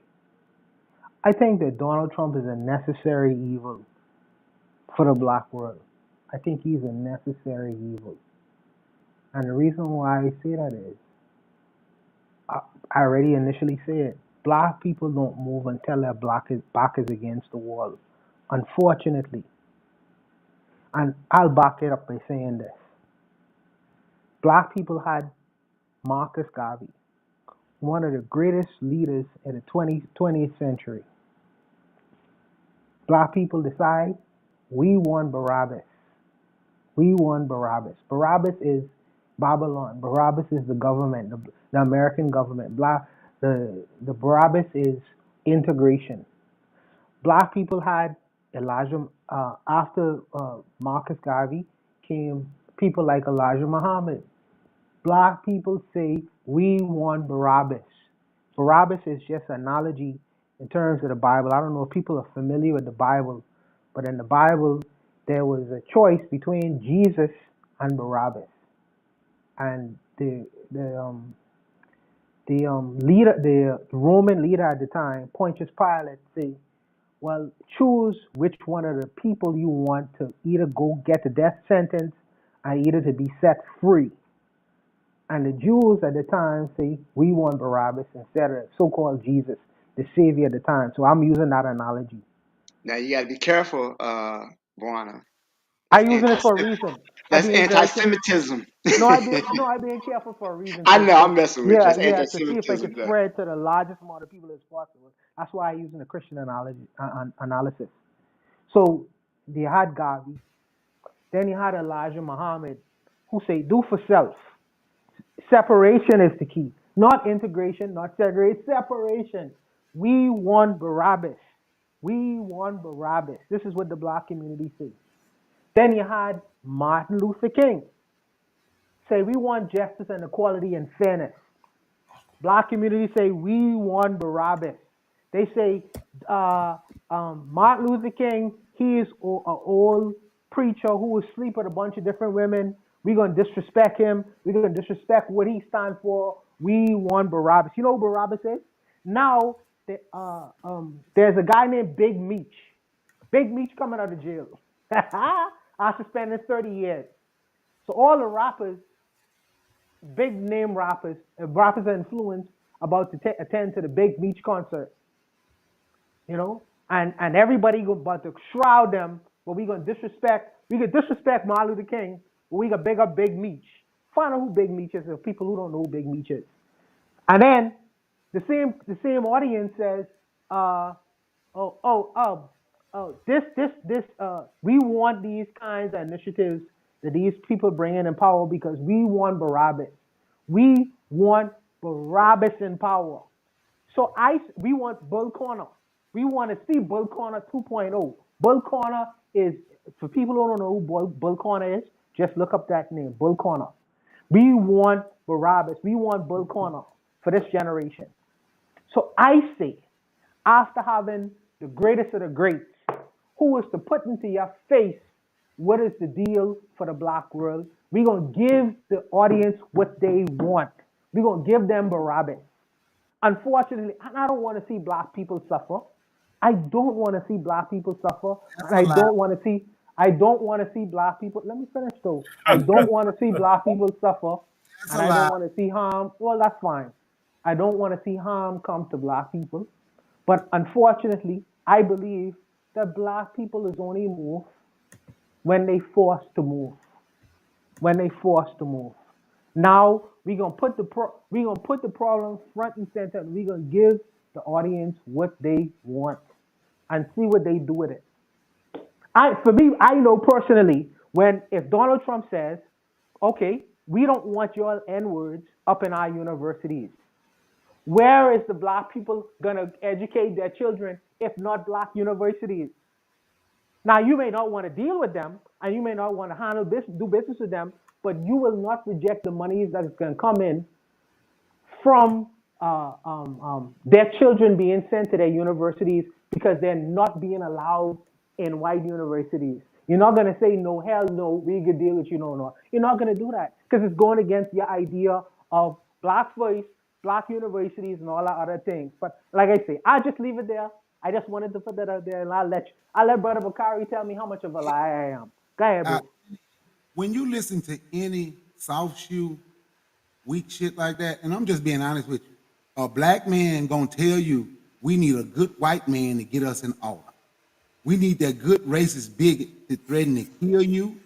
We need him to tell you he gonna bring his military to you. That gonna make us work together. Them the type of black people, in my honest opinion, I don't want to be around. Because if they need a white person to tell them to come be around black people, it's not genuine no way. They over here around you because they scared of the KKK. And we got these over here who's agreeing with the KKK. It's good because when they come, they gonna get you in order. Something got to be goddamn wrong with black folk.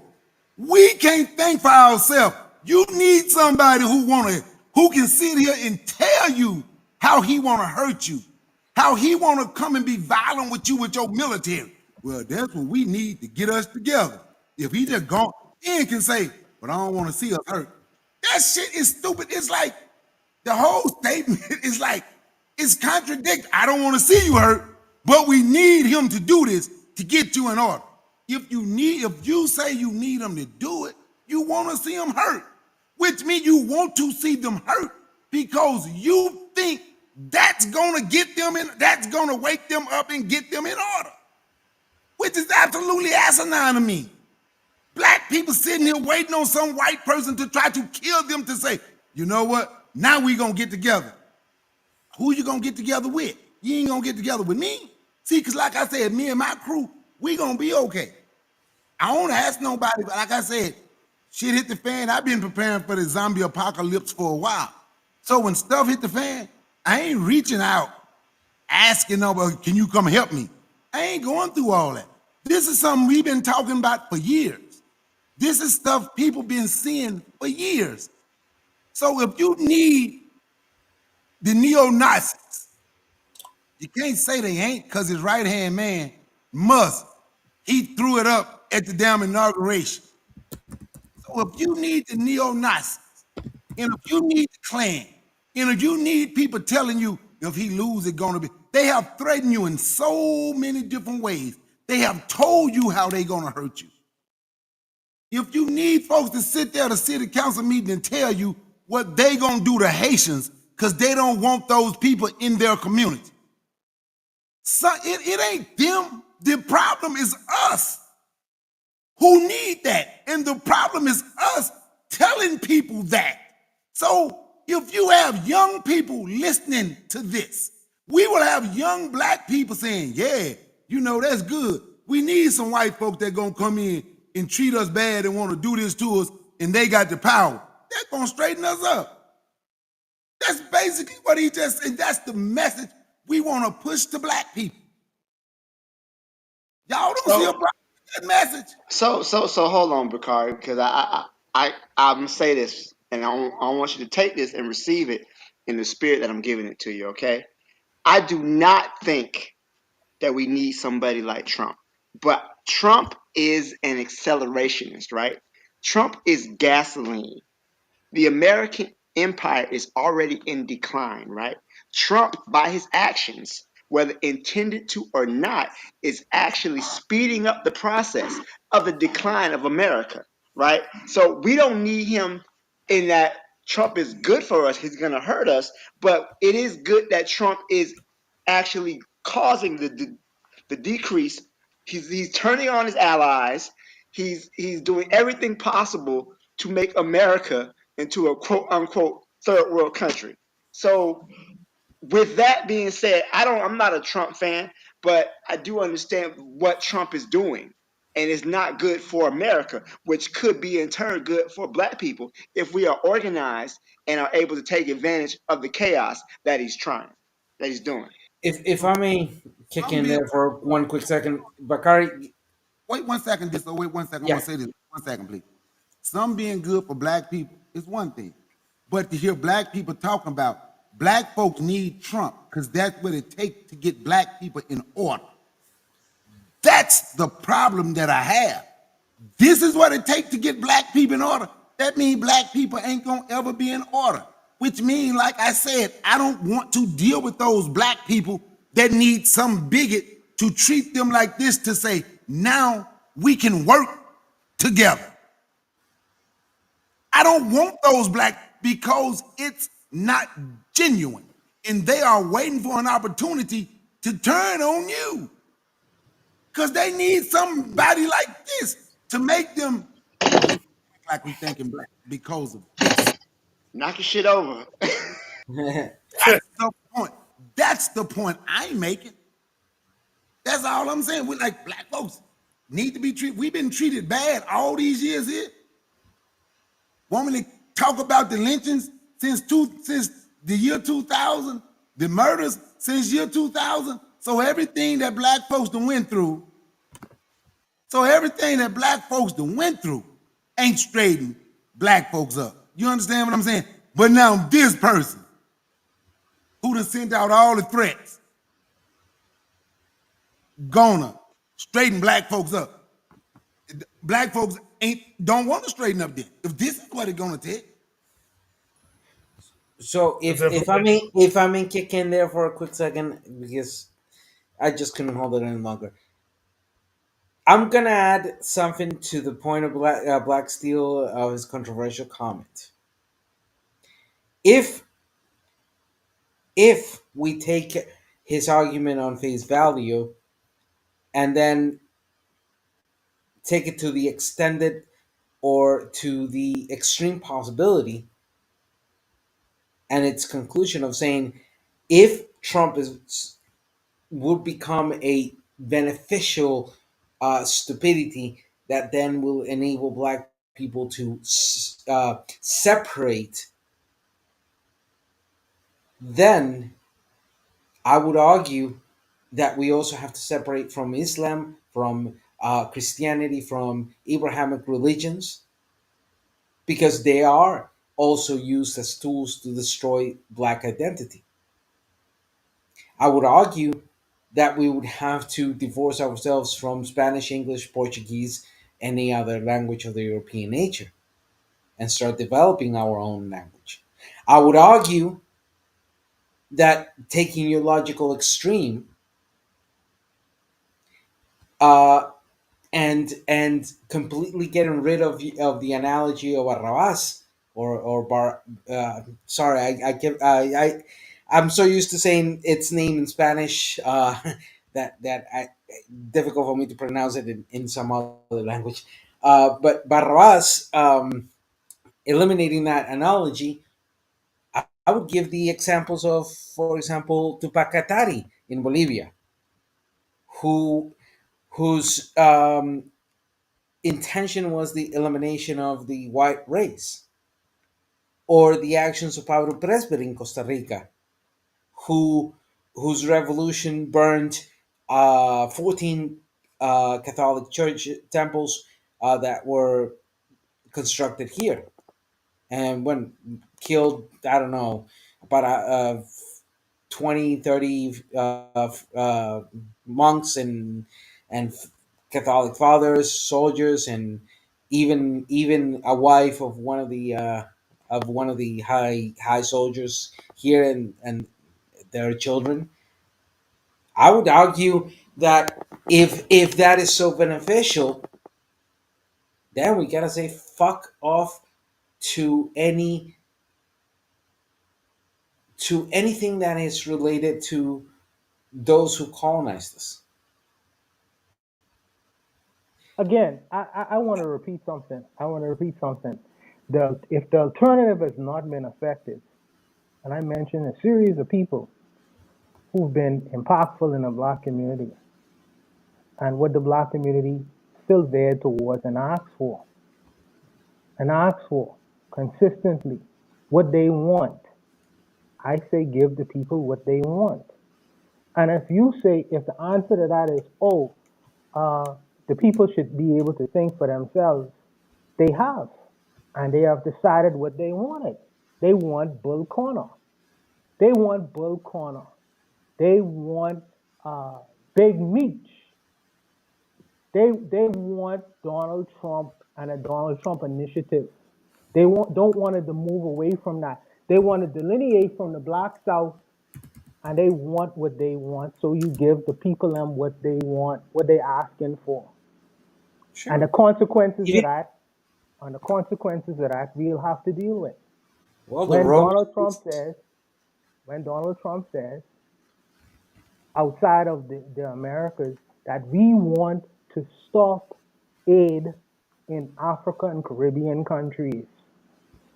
Prior to that, African and Caribbean countries have been sucking off the American tip for years, claiming independence, but not actually practicing it. Now, you are being challenged to actually practice what you preach.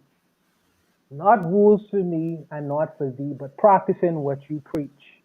Now that you are being forced to do it, I don't particularly think it's a bad thing that somebody telling you you need to be free and act like a free man rather than just talking like one.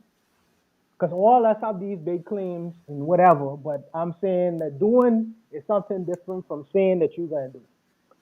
So I stand on my statement.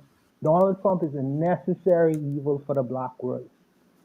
And you know, and I stand on mine. And Well, I don't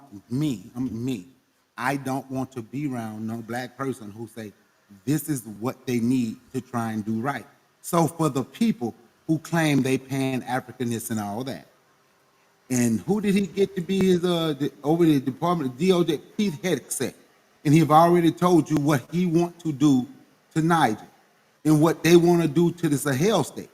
We don't want to hear no complaining, because don't act like don't hear no complaining, because most of the people who saying Donald Trump is a necessary evil or they need Donald Trump, trust me, they ain't gonna fight nothing, and they ain't trying to fight. They are just happy because they want, most of these people want to be the Stevens from Django. I don't get it. Well, black people can tell. I don't get it, and I never will understand it. Well, black people can tell you they need. Just think of that mentality. I need the white bigot who hate me to get me in order, to get me in line, to make me act right. Just think of that mindset. It doesn't make sense. It only makes sense, but Kari, you only One talking second. you only talking about one part of the argument. You're not addressing the other one. It doesn't Buana, make sense. one second. I gotta acknowledge the sister Cheryl has tried to join the panel several times now. I think she can hear us. Now, Cheryl, can you hear us? I guess I was wrong. I thought she could hear us. Let me Cheryl got called out, huh? Okay, all right. Cheryl, say something now. Yes, can I be heard? Yes, you can. Go ahead. Okay, well, it's very nice to be on your panel. I'm not going to be too long.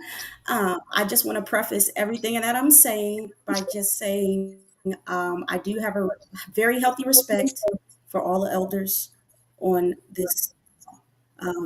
None of this is meant to, say anything negative against you. It's just that as Black people today, if you ask a Black person, do your best to support only Black businesses, what type of response do we normally get? Normally get, oh well, oh, I don't want to do that, or yeah, I'll do it later, or I don't see the importance. This is the problem that we have as a people. And this is what integration has done to us. Now, it's not to say that one is better than the other. That's not what's being argued. What we're trying to do is an analysis, and that's all. That's all. And we have to acknowledge the things that we have owned at one point in time versus the things that we own now, which is nothing, absolutely zero. We have absolutely no ownership over nothing at all. And no, I mean, it wasn't the greatest during segregation. I never advocated for segregation. All I'm saying is that we need have the same mindset in terms of supporting each other economically. And that's where we struggle. We always have every excuse in the book. We go and run to these white corporations. We run to the white restaurants and white this and white that. And we make all the excuses not to support a Black business, not to support our own people. And that is what integration has done to us. And like I said earlier in the chat, I mean, I have a child now, and even before that, you can see it in this generation that we have now. Everything is integration. Everything is biracial. Being with this white man, being with this white woman. That's what it is today. You see it in the television. It's in every commercial, and this is the path that we have been led down. And the brother said earlier. That Trump is a necessary evil. I don't like to kind of frame things in that way, but I don't disagree with him. I don't disagree with him because now Black people are just like, oh, we really got to work hard now. Oh, we got to work hard to keep the white man, and he's going to come with his KKK troops. Oh no, like they've always been there. It's never been in your face. So now the integrationist Negroes are scared. And I understand they're scared, but that's why we are all here together to work. This is exactly why we need to support our own businesses, and I will end it there. I appreciate that, Cheryl. Thanks for coming up. Can I say something? Go ahead, Bakari, and then I want Here we I got a go. question. Just cranking up. When we say, because I told her to turn her camera on, because I didn't know if she was Black, I'm going to let her see me. So watch this, right? So when we say it's just now, it ain't never been in our face. I guess y'all eyes been closed all these years. Y'all eyes been closed when they were shooting right in your face, when they were killing people right in your damn face, when they were lynching people right in your damn face. I don't know what state you live in, sister, but I'm willing to bet you whatever state you in, it was right in your face. But y'all think it's all of a sudden just got right in your face. It was right in your face when they sent that bigot into that church in South Carolina to pray. And after they finished praying, killed them folk right in your face. It was right in our face. Because I'm the one been telling you for years we've been challenged. I'm the one who been telling people for years to be armed and start preparing. But it was right in our face when that white boy went into that grocery store and acted like he was playing a video game with, with black people in Buffalo. That was right in our face, right there. About 10 miles up the road from where I live in the bushes in an area called Winston, Georgia. I just call it all Douglasville. No houses, no nothing. 2000 and what? 18, I think, when they found a black man hanging from the tree. They found him hanging off a bridge in Ohio. They done found him hanging and getting shot in Illinois. It's been right. So where y'all been? Did y'all cover y'all eyes? Or y'all just deciding to open your eyes now? Because it's been in our face. And that's the point that I'm making when I say, and anybody who know me know I've been talking about this for years. This is why I have the things that I have. This is why I'm prepared to do whatever it is I need to do. You understand? So when we say somebody like this is a necessary evil and he's needed and it's gonna make black people do something. If it was gonna make y'all do something, why didn't it make y'all do anything doing all them events I just named? Bakari, I if I want I can, want to answer Right. that. No, I want to answer Oh, that. go ahead. I want to Wait, Sorry. wait, answer Go wait, ahead. that. no, wait. Hold on. Sorry. Respectfully, War Drum has been kind of quiet. He tried to interject something, so let War Drum go. Then Cheryl, and then Buana, and then it's and then me, War Drum. Yeah, I have to agree with Brother Bakari about historical events happening.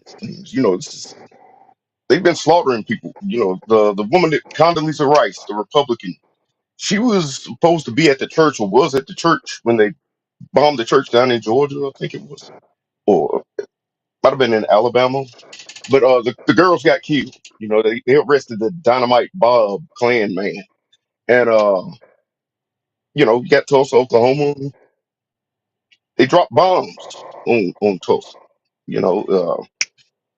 All of the black cities and towns that we had, they were destroyed. And when you group yourself in there and you want to segregate and you start making money, they're going to come and they're going to attack and they're going to burn everything that you built and they're going to kill your people. And that's just facts.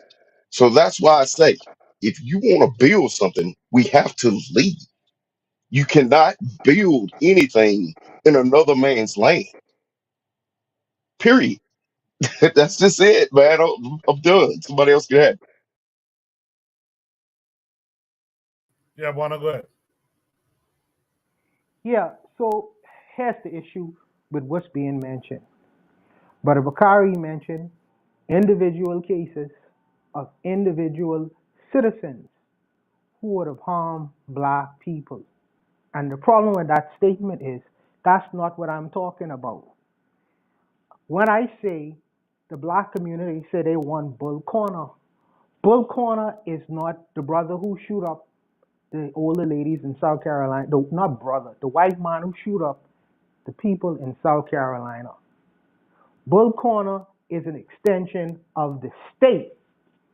See, black people in 2025 have not experienced what the brothers and sisters them experienced in the 60s. There's a difference between individual citizens doing something and state and government actors. A government actor is like Donald Trump saying, oh, the people in January 11th, we're going to not only commute their sentences, but we're going to allow them to go free for their acts what they committed in January 19th. So now we can release these people out of prison. The state is saying, by the way, I think this is going to be the next move, is to release Derek Chauvin out of prison. Individual actors don't have the power to do that. State actors do.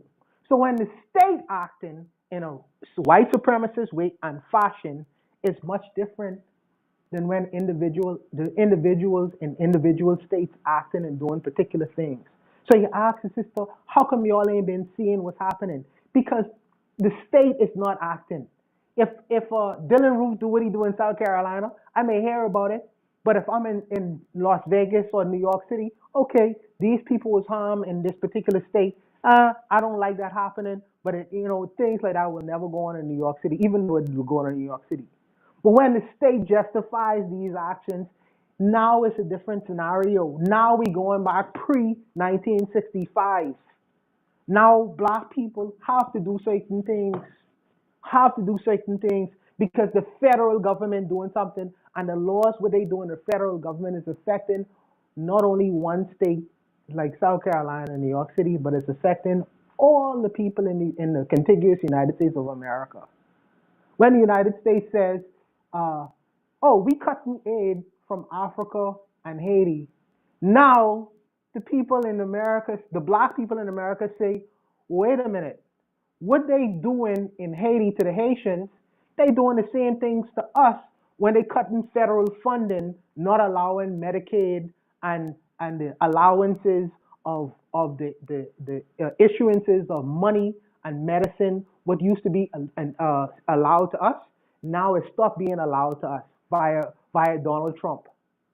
So now we could see that, hey, what they doing to y'all locally in America, they doing to us internationally. We are one. You can't ignore it now. You can't ignore it now. He is I think. This is my opinion. This is no one else's. So we can contend with that. This is a necessary evil. Because prior to that, what has black people been doing? Moving further and further away from one another.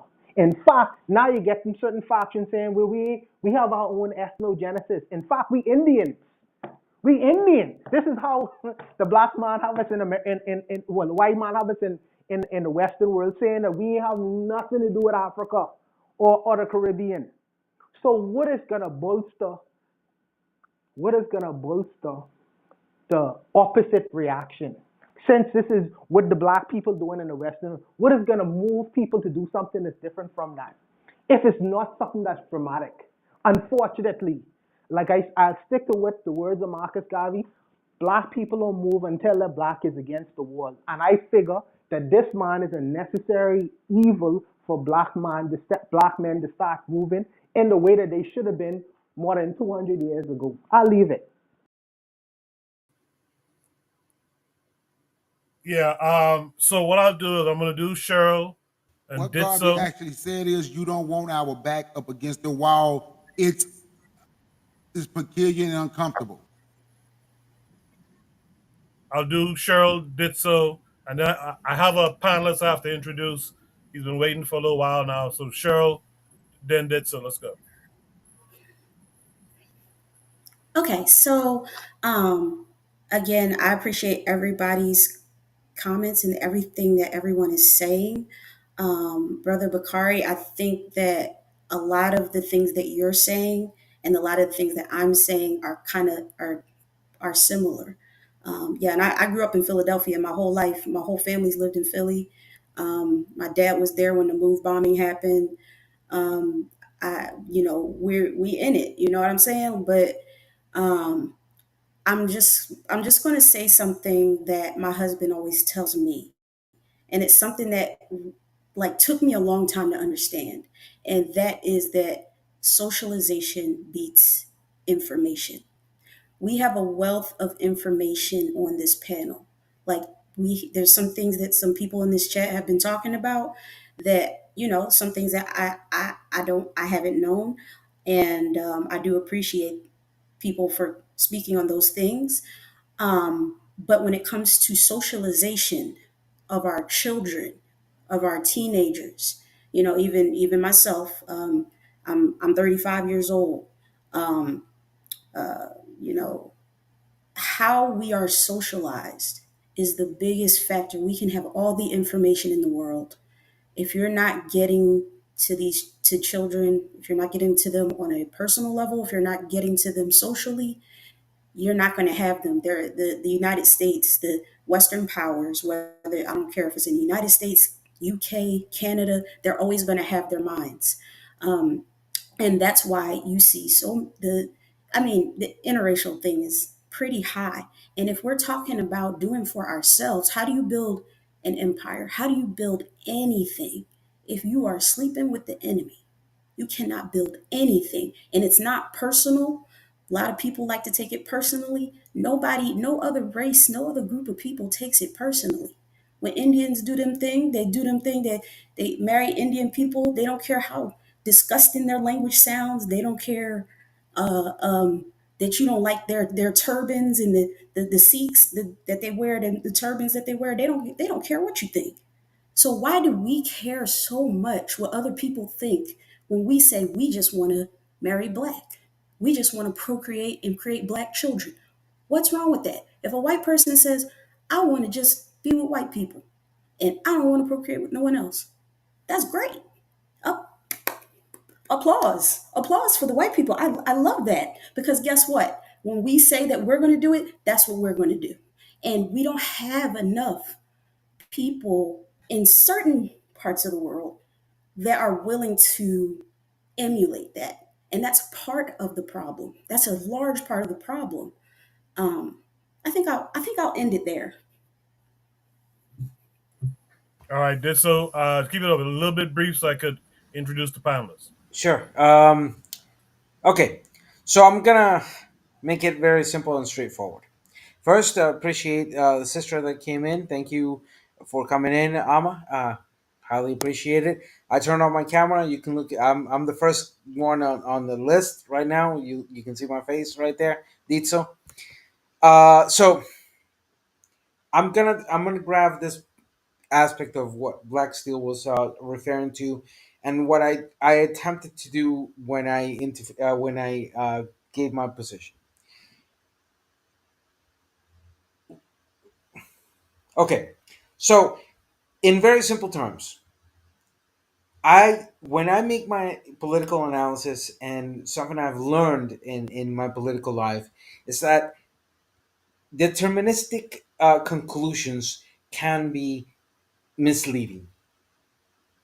So the question is not that if Trump is a necessary evil or not. The question is he's on power. The other question is, have we had a precedent of this type of individual in power and the impacts towards people like us? The answer to that question is a complete and utter yes. So, understanding that blackness, not only in the Western Hemisphere, but throughout the whole world, is not a monolith, it's not a hegemonic, then we are faced with the problem that the rest of humanity is faced with, which is how do we continue on? How do we access our own self determination, our own self regulation? How do we grow as this diverse forms of civilization? One important aspect in regards of this is something that I spoke in another channel of indigenous aspects, is understanding the impacts of integration, adaptation, assimilation, colonization, and how those elements have given us what we have today, and how those elements function towards our relation to other ethnical groups and those who, aka, we call white race. The problem resides not on the fact of a necessary evil, but it resides on the fact that our communities have, either because of the establishment of what we call Eurocentric white nationalism, gringocentric, gringo defaultism, impede us to learn our own history of our own regions. But not only that, that we have been fed into pseudo scientific BS that some of those who have more loud voices and can be considered as leaders have pushed forward. And at the same time, we have been permissible with those like Martin Luther King or Malcolm X, to say those in the United States, or to go down in Latin America and talk about Vicente Guerrero, or talk about uh, well, right now I'm my brain has gone out of names, but anyhow, of any of those leaders throughout this last 200, 250 years, in where that permissibility has also been a cult of personality. That does not mean that one does not or is not able to say the good things that uh, those leaders have done, but also the mistakes have to be seen. Because if we don't see it that way, we're condemned to continuously giving the floor to people who should not have the floor. So, in very short and concise way, it isn't a question of if it's a necessary evil. It is a question of the evil is there. How do we go beyond that? And one of the answers to that is learning our own history. That's all I'm going to say.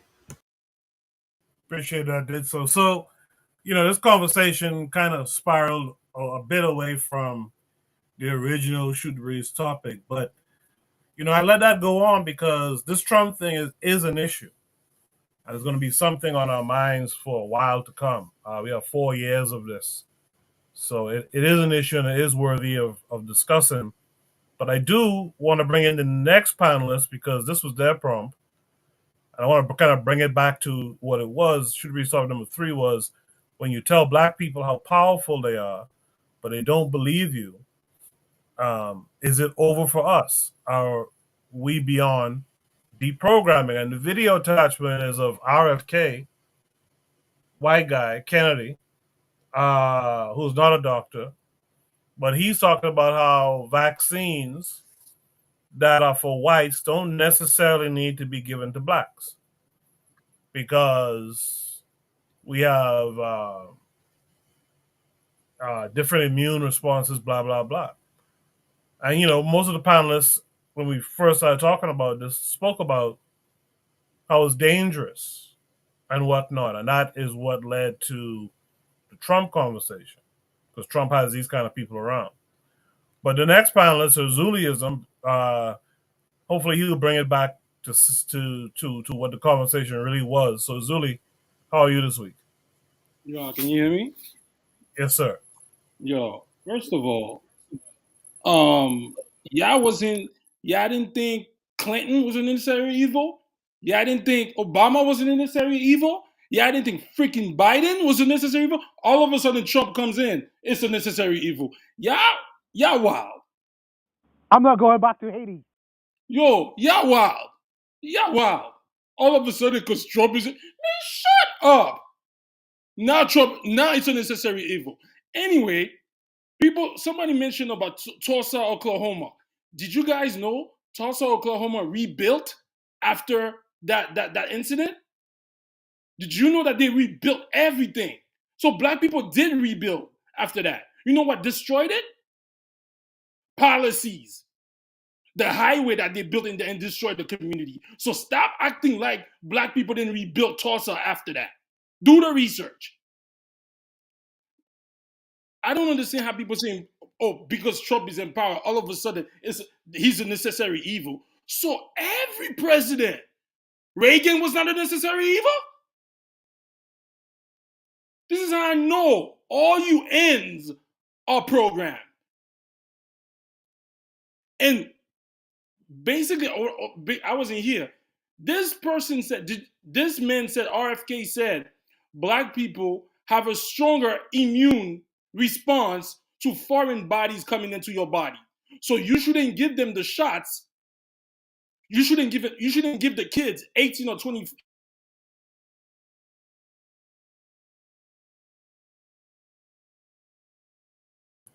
Is Julius cut up? Yeah, it sounds like it. He's still here. Ursu, can you hear Oh us? damn, did we dodge a bullet? Shit. We pulled the Trump. Sorry, no, you ain't gotta tell us, Julius. I'm not going back. I'm not going back to Haiti. Bruh, I could smell the bullshit. He was cranking up with that bullshit. He was winding up with that bullshit. Come on, man. Oh, they were. I don't know who wants to rebuild the whole fucking town, man. I mean, Because the I white wanted people to. came and blowed it the It, fuck up. Who it wants to didn't do sound that? like bullshit to me. I wanted to see where he was gonna land his plane on, but Come on, I I want to was. see where the plane In the lands. water. This is medical racism. There's nothing beneficial about what this man is talking about. This man is literally saying we don't got to give black people the same vaccine. This motherfucker is not a doctor. He ain't been to medical school. He damn near finished college. Who is he? He saw some. He is the white version of what's that black dude who be on talking about we really indigenous. What's that guy's name? What's his name? Oh, Dan Calloway. Hello, Dane can y'all hear Calloway. me? Thank you. He's a white version of Dane Azuli Calloway. back. Azuli back. Azuli back. Okay, go ahead, Rizzo. We talking shit about you, but I want to hear what you got to say. Yo, Yes. Black, Please continue. Black Steel. I just wanted to say, I understand where you're coming from. I just consider that the argument This you're could. not a Zuli, bro. Let a Zuli go, bro. I mean, South Here we America got go. a rock, man, but Here you we know. go. Coño, ya empezamos. No, joda. No. What I was gonna say is, I think the argument that you're presenting could be fine tuned to incorporate those elements that I was explaining. But I don't know. I get where you're coming from, but the exposition, in my opinion, was it needed work. Azuli is here. Can you hear us, Azuli? All right. I think Azuli's having some problems there. Maybe that's the ancestors at work. No, that's Uh, that's the Haitian internet. That's Azuli Haitian came back internet. and bounced. yeah. So, does anyone want to say Wait a anything minute. in the meantime? I'm going to give But I Azuli a don't think chance to come Azuli was back. on RFK side. I don't think. Yeah, I want to say something. You can never know about Azuli though, man. Sometimes I he I be coming out of left field. You I can never I, tell. I want to say something. Brother Bakari, you need to re-invite me on your show again, bro. You know, the show isn't the same without me on it, man. You know what I mean? I know me and you disagree, but the people them love that. The people love. Can't hear you. We can hear you, We just brother. heard Can you you. hear us? Can y'all hear me? Yeah, we can hear you now. Yeah. He said I no. never stopped you from coming.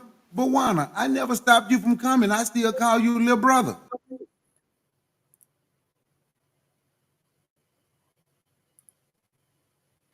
So can All you right. hear us? Uh, can Kofi hear me? Guys, Oh, I can hear you. everybody in the panel, guys, gals, and everyone, I do need to step off. I do thank you for having me here. Just real quickly, I think this conversation has been very beneficial in many ways, shapes, form, or manners. Um, all I'm gonna say is as follows: the best thing we can do is not to fall on the cult of personalities and the charlatans that play on fears and play on ignorance in regards to that, and that black excellence as such requires also the compromise of education and of breaking away the chains of prejudice and of misguided beliefs. That's all I'm gonna say. Thank you for having me. Buenas noches. Beshko Woblava. Walk with your eyes open. All right, Peace. so thanks for coming. Azulism, did you fix the sound? You may have to step off and come back in. I think Bakari wanted to add something. Maybe War Drum. Go ahead. Yeah, man. It's crazy talk about building back the town, man. I mean, Oh, they got more bullets than you got money. I'm You know what good. I'm Go ahead, saying? So War Drum. I'll you wait you till we can keep go around. building.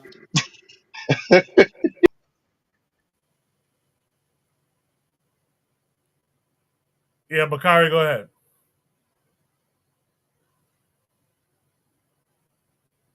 I think Bakari has a delay.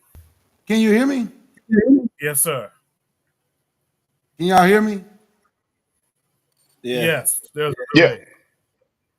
I don't know what it is. I'm having technical difficulties like earlier. Azuliism is having the same problems I had. Just stop in the middle. But no, I have nothing. I'm gonna go ahead and wait till that last one so I can give my closing to give a shout out to everybody and all that. All right, Azulism is back. Can you hear us now?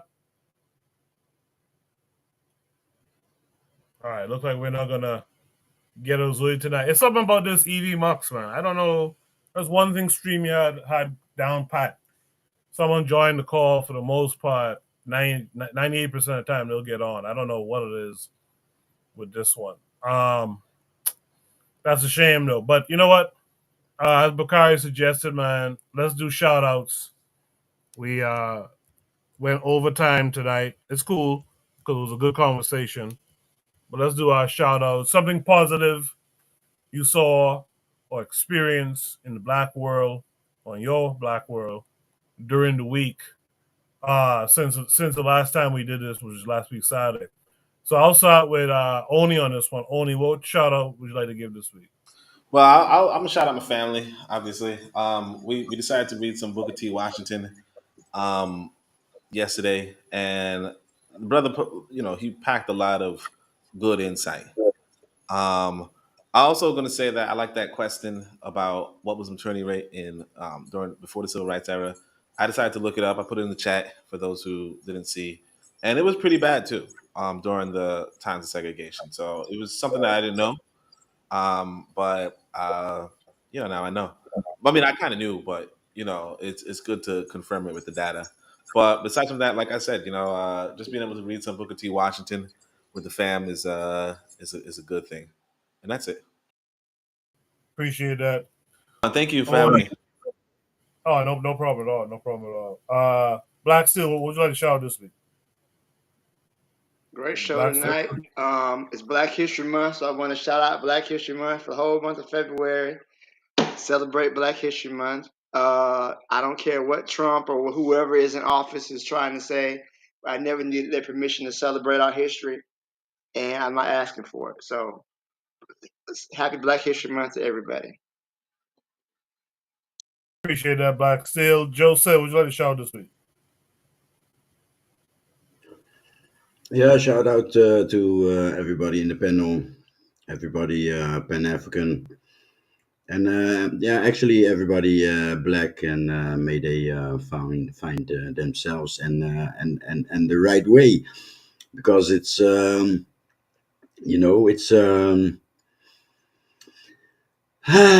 time is short. Time is short. Conduct closing. Conduct closing.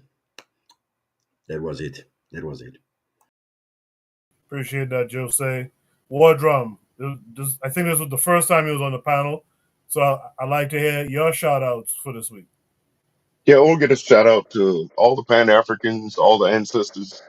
You know, and when I say all the ancestors, I'm not in just in American history either with Black history. I'm talking about all Black history. Shout out to all the Pan Africans, Ibrahim Traore, you know, people all over the world. We need to unite and get our shit together. Appreciate that, War Drum. Hopefully, you'll hang out with us sometime again in the future. Brother Bakari, what would you like to shout out this week?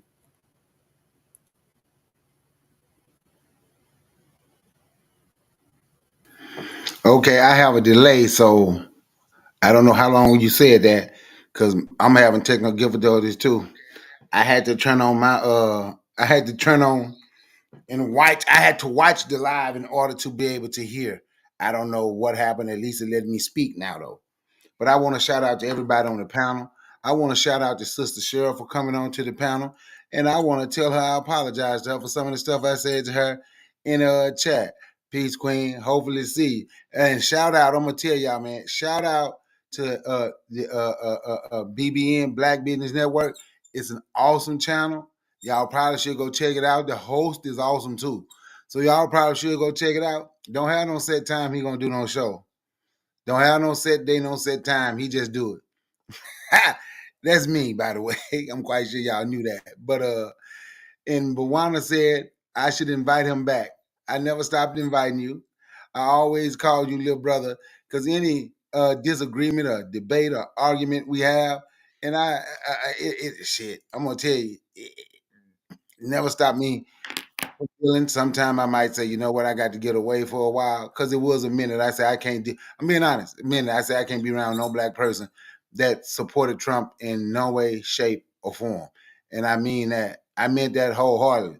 So now it's a little better because I can't deal with nobody who, you know, this guy let you know what he want to do to Black folks, and with that, with you know, and that's what the square I stand on, right? But we're gonna have to fight this beast. We are gonna really have to fight this beast. And anybody who know me and who been around know I've been saying we need to be prepared. We need to be training. We need to have everything. My good brother Koku is the only one that said he had the ham radio that he was studying, right? So more people need to study that because I've been preparing for the zombie apocalypse, and now the zombie apocalypse here. I didn't do the ham radio because my homeboy did it, so we just share the same thing. So that's what I'm talking about, networking. So, uh, bro, you don't know nothing about me. Him scared though, but but but that's the thing about it is about having a crew. So if Koku do it and he got a crew, y'all need to listen to Koku and learn how to use the ham radio. You know, get your people together and what you're gonna because now is the time. The zombie apocalypse is here. It's upon us. The zombies just ain't running around everywhere yet. But the zombie apocalypse is here. But once again, shout out to everybody on the panel. Shout out and peace. I'm out. Appreciate that, Bakari. Hopefully, Cheryl can hear me. Cheryl, you want to give a shout out this week? Sure. So this was my first time actually speaking on this platform. I'm constantly calling, typing in the chat. I just wanted to shout out everybody here in the chat and just say hi, hey guys. And just remember, programming is done through socialization. So we got a lot of work that we need to do. We want to deprogram our people and support your own people. Don't let other people say it's wrong just to support your own people. So that's again, I'll restate, that's a huge part of the problem right there. We're afraid to be just for us. We think we have to support other businesses and other people, and that's the one of the biggest problems right there. And I'll end it there. Thanks, guys. Appreciate that, Cheryl. Thanks for coming through. You're always welcome to come back, by the way. Is Canada Zuliism hear me now? Yeah, I could hear you, bro. I could hear you. My Go shout ahead. out is that I'm just gonna piggyback real quick because I know something happened and I couldn't Yeah, hear. So what I'm saying is, based on that prompt, that young lady said something important about we've been socialized. A lot of things we've been socialized. We have to deprogram ourselves. I know a lot of people when they heard that thing RFK said, they was like, oh, there you go again. They don't want to give black people the right medications or whatever. But there's studies that says that black boys are more likely to get autism due to all these shots that they give the the children at a certain age. So I know a lot of people here are probably for vaccination and all of that stuff. This is part of the deep programmation that we must do. When you just hear this man talking about, oh, we shouldn't give black people like black, oh, everybody's offended, da da da da da. But there's studies that said that black boys get autism at a higher rate than the other race. So instead of us being reactionary and just da, da, da, da, da, just like that lady said, oh, I'm gonna pass. Sometimes these people that we claim are here to give you the truth. We've been socialized for such a long time. Even when the truth comes to hit us now, we look at it as, oh, nah, that's trash. That's trash. No, these people are against us or whatever. All I'm saying is that even when black people are left to our own device, we use herbs, we use this. We don't use these things to heal us. So if we're not trying to desocialize ourselves to deeper, like we're looking at RFK, we're saying, oh, this guy is this. Why is this all of a sudden? Oh, that's it. Like I think that's why people were saying that's a necessary evil, or he should not. People should not listen to them. Have we forgotten? Have you not seen Black Apartheid? Have you not read that book? What they were doing to black people with this medical system that this lady, this senator is trying to back? All I'm saying is we need to keep our head, we need to be open-minded to be like, oh, maybe what we've been taught all this time by these so-called people that you guys are talking about we need to prepare against, maybe we should look at them differently. So are we forgetting what happened with the what is that, the syphilis thing that happened while they were giving people shots? And I'm just saying, the men just said, they saying that black people's immune system responds at a greater rate than certain people. So why is that look upon that this person is being racist towards black people? I don't understand it. But that's my shout out. Sorry I couldn't stay. Something happened to my computer. But hey, Goku, it's always a pleasure, man. I'm out. Yeah, thanks for coming through. Last but not least, let's have from Buana. Buana, what would you like to give a shout out to this week? Okay, so let me start it. Let me start it this way. I'll start with my brother from the south. R, RFK said that because you're a big believer in looking up things. RFK said that in college he used to take heroin, and he said that heroin is the cause of his success in school. You know, and this is what he said. So a person who was like this with no medical background and no medical experience, and a man who was basically was bragging about taking heroin when he was in school and saying how good it was for him to take heroin.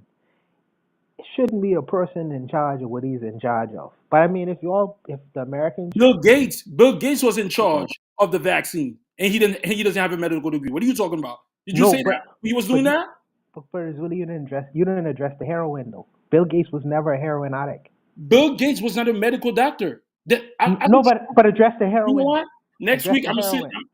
gonna send Coco a video where a black professor said he was on heroin and heroin was good for him, and he has a PhD. Why in the world would I? Yeah, that's the same guy that everybody call a sellout who say he won't even tell a young black person, a teenager, not to take drugs. Doing drugs is okay.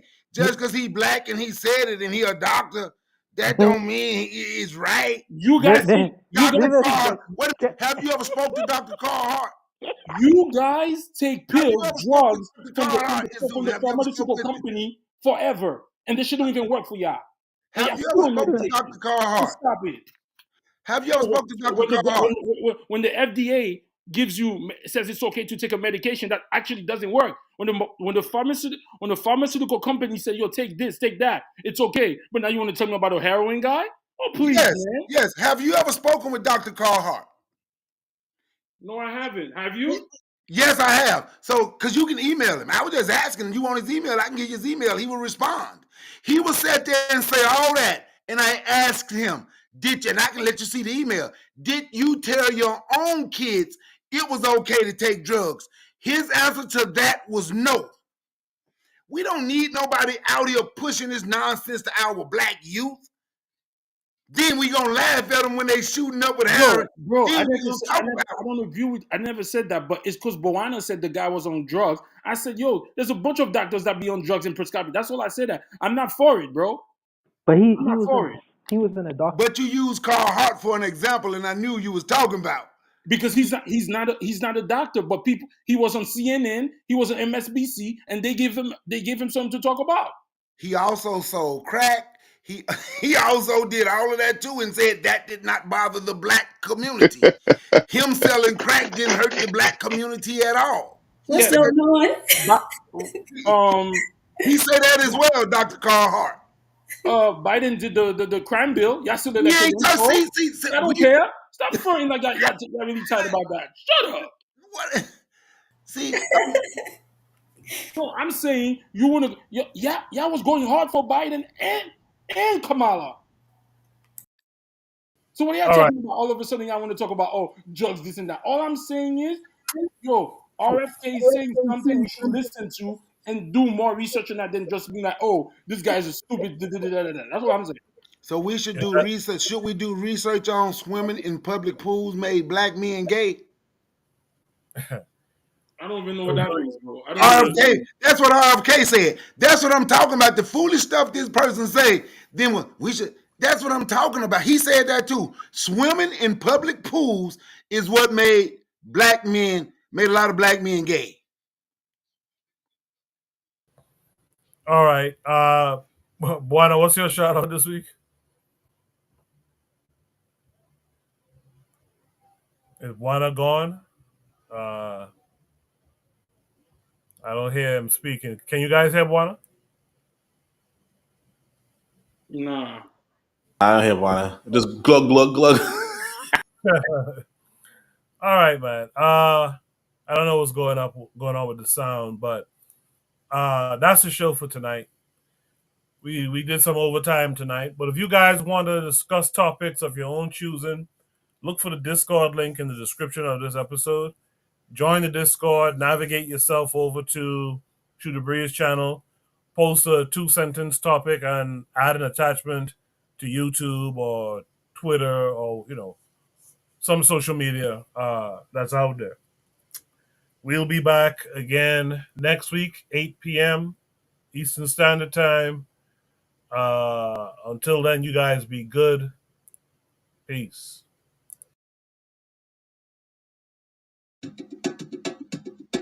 Hello there, dear listener. We hope you're enjoying this lovely discussion. If you're not already aware, this show is part of a podcast network called KWAZ Radio, a Pan-African nationalist and Garveyite network committed to showcasing the rich and varied thoughts of African people.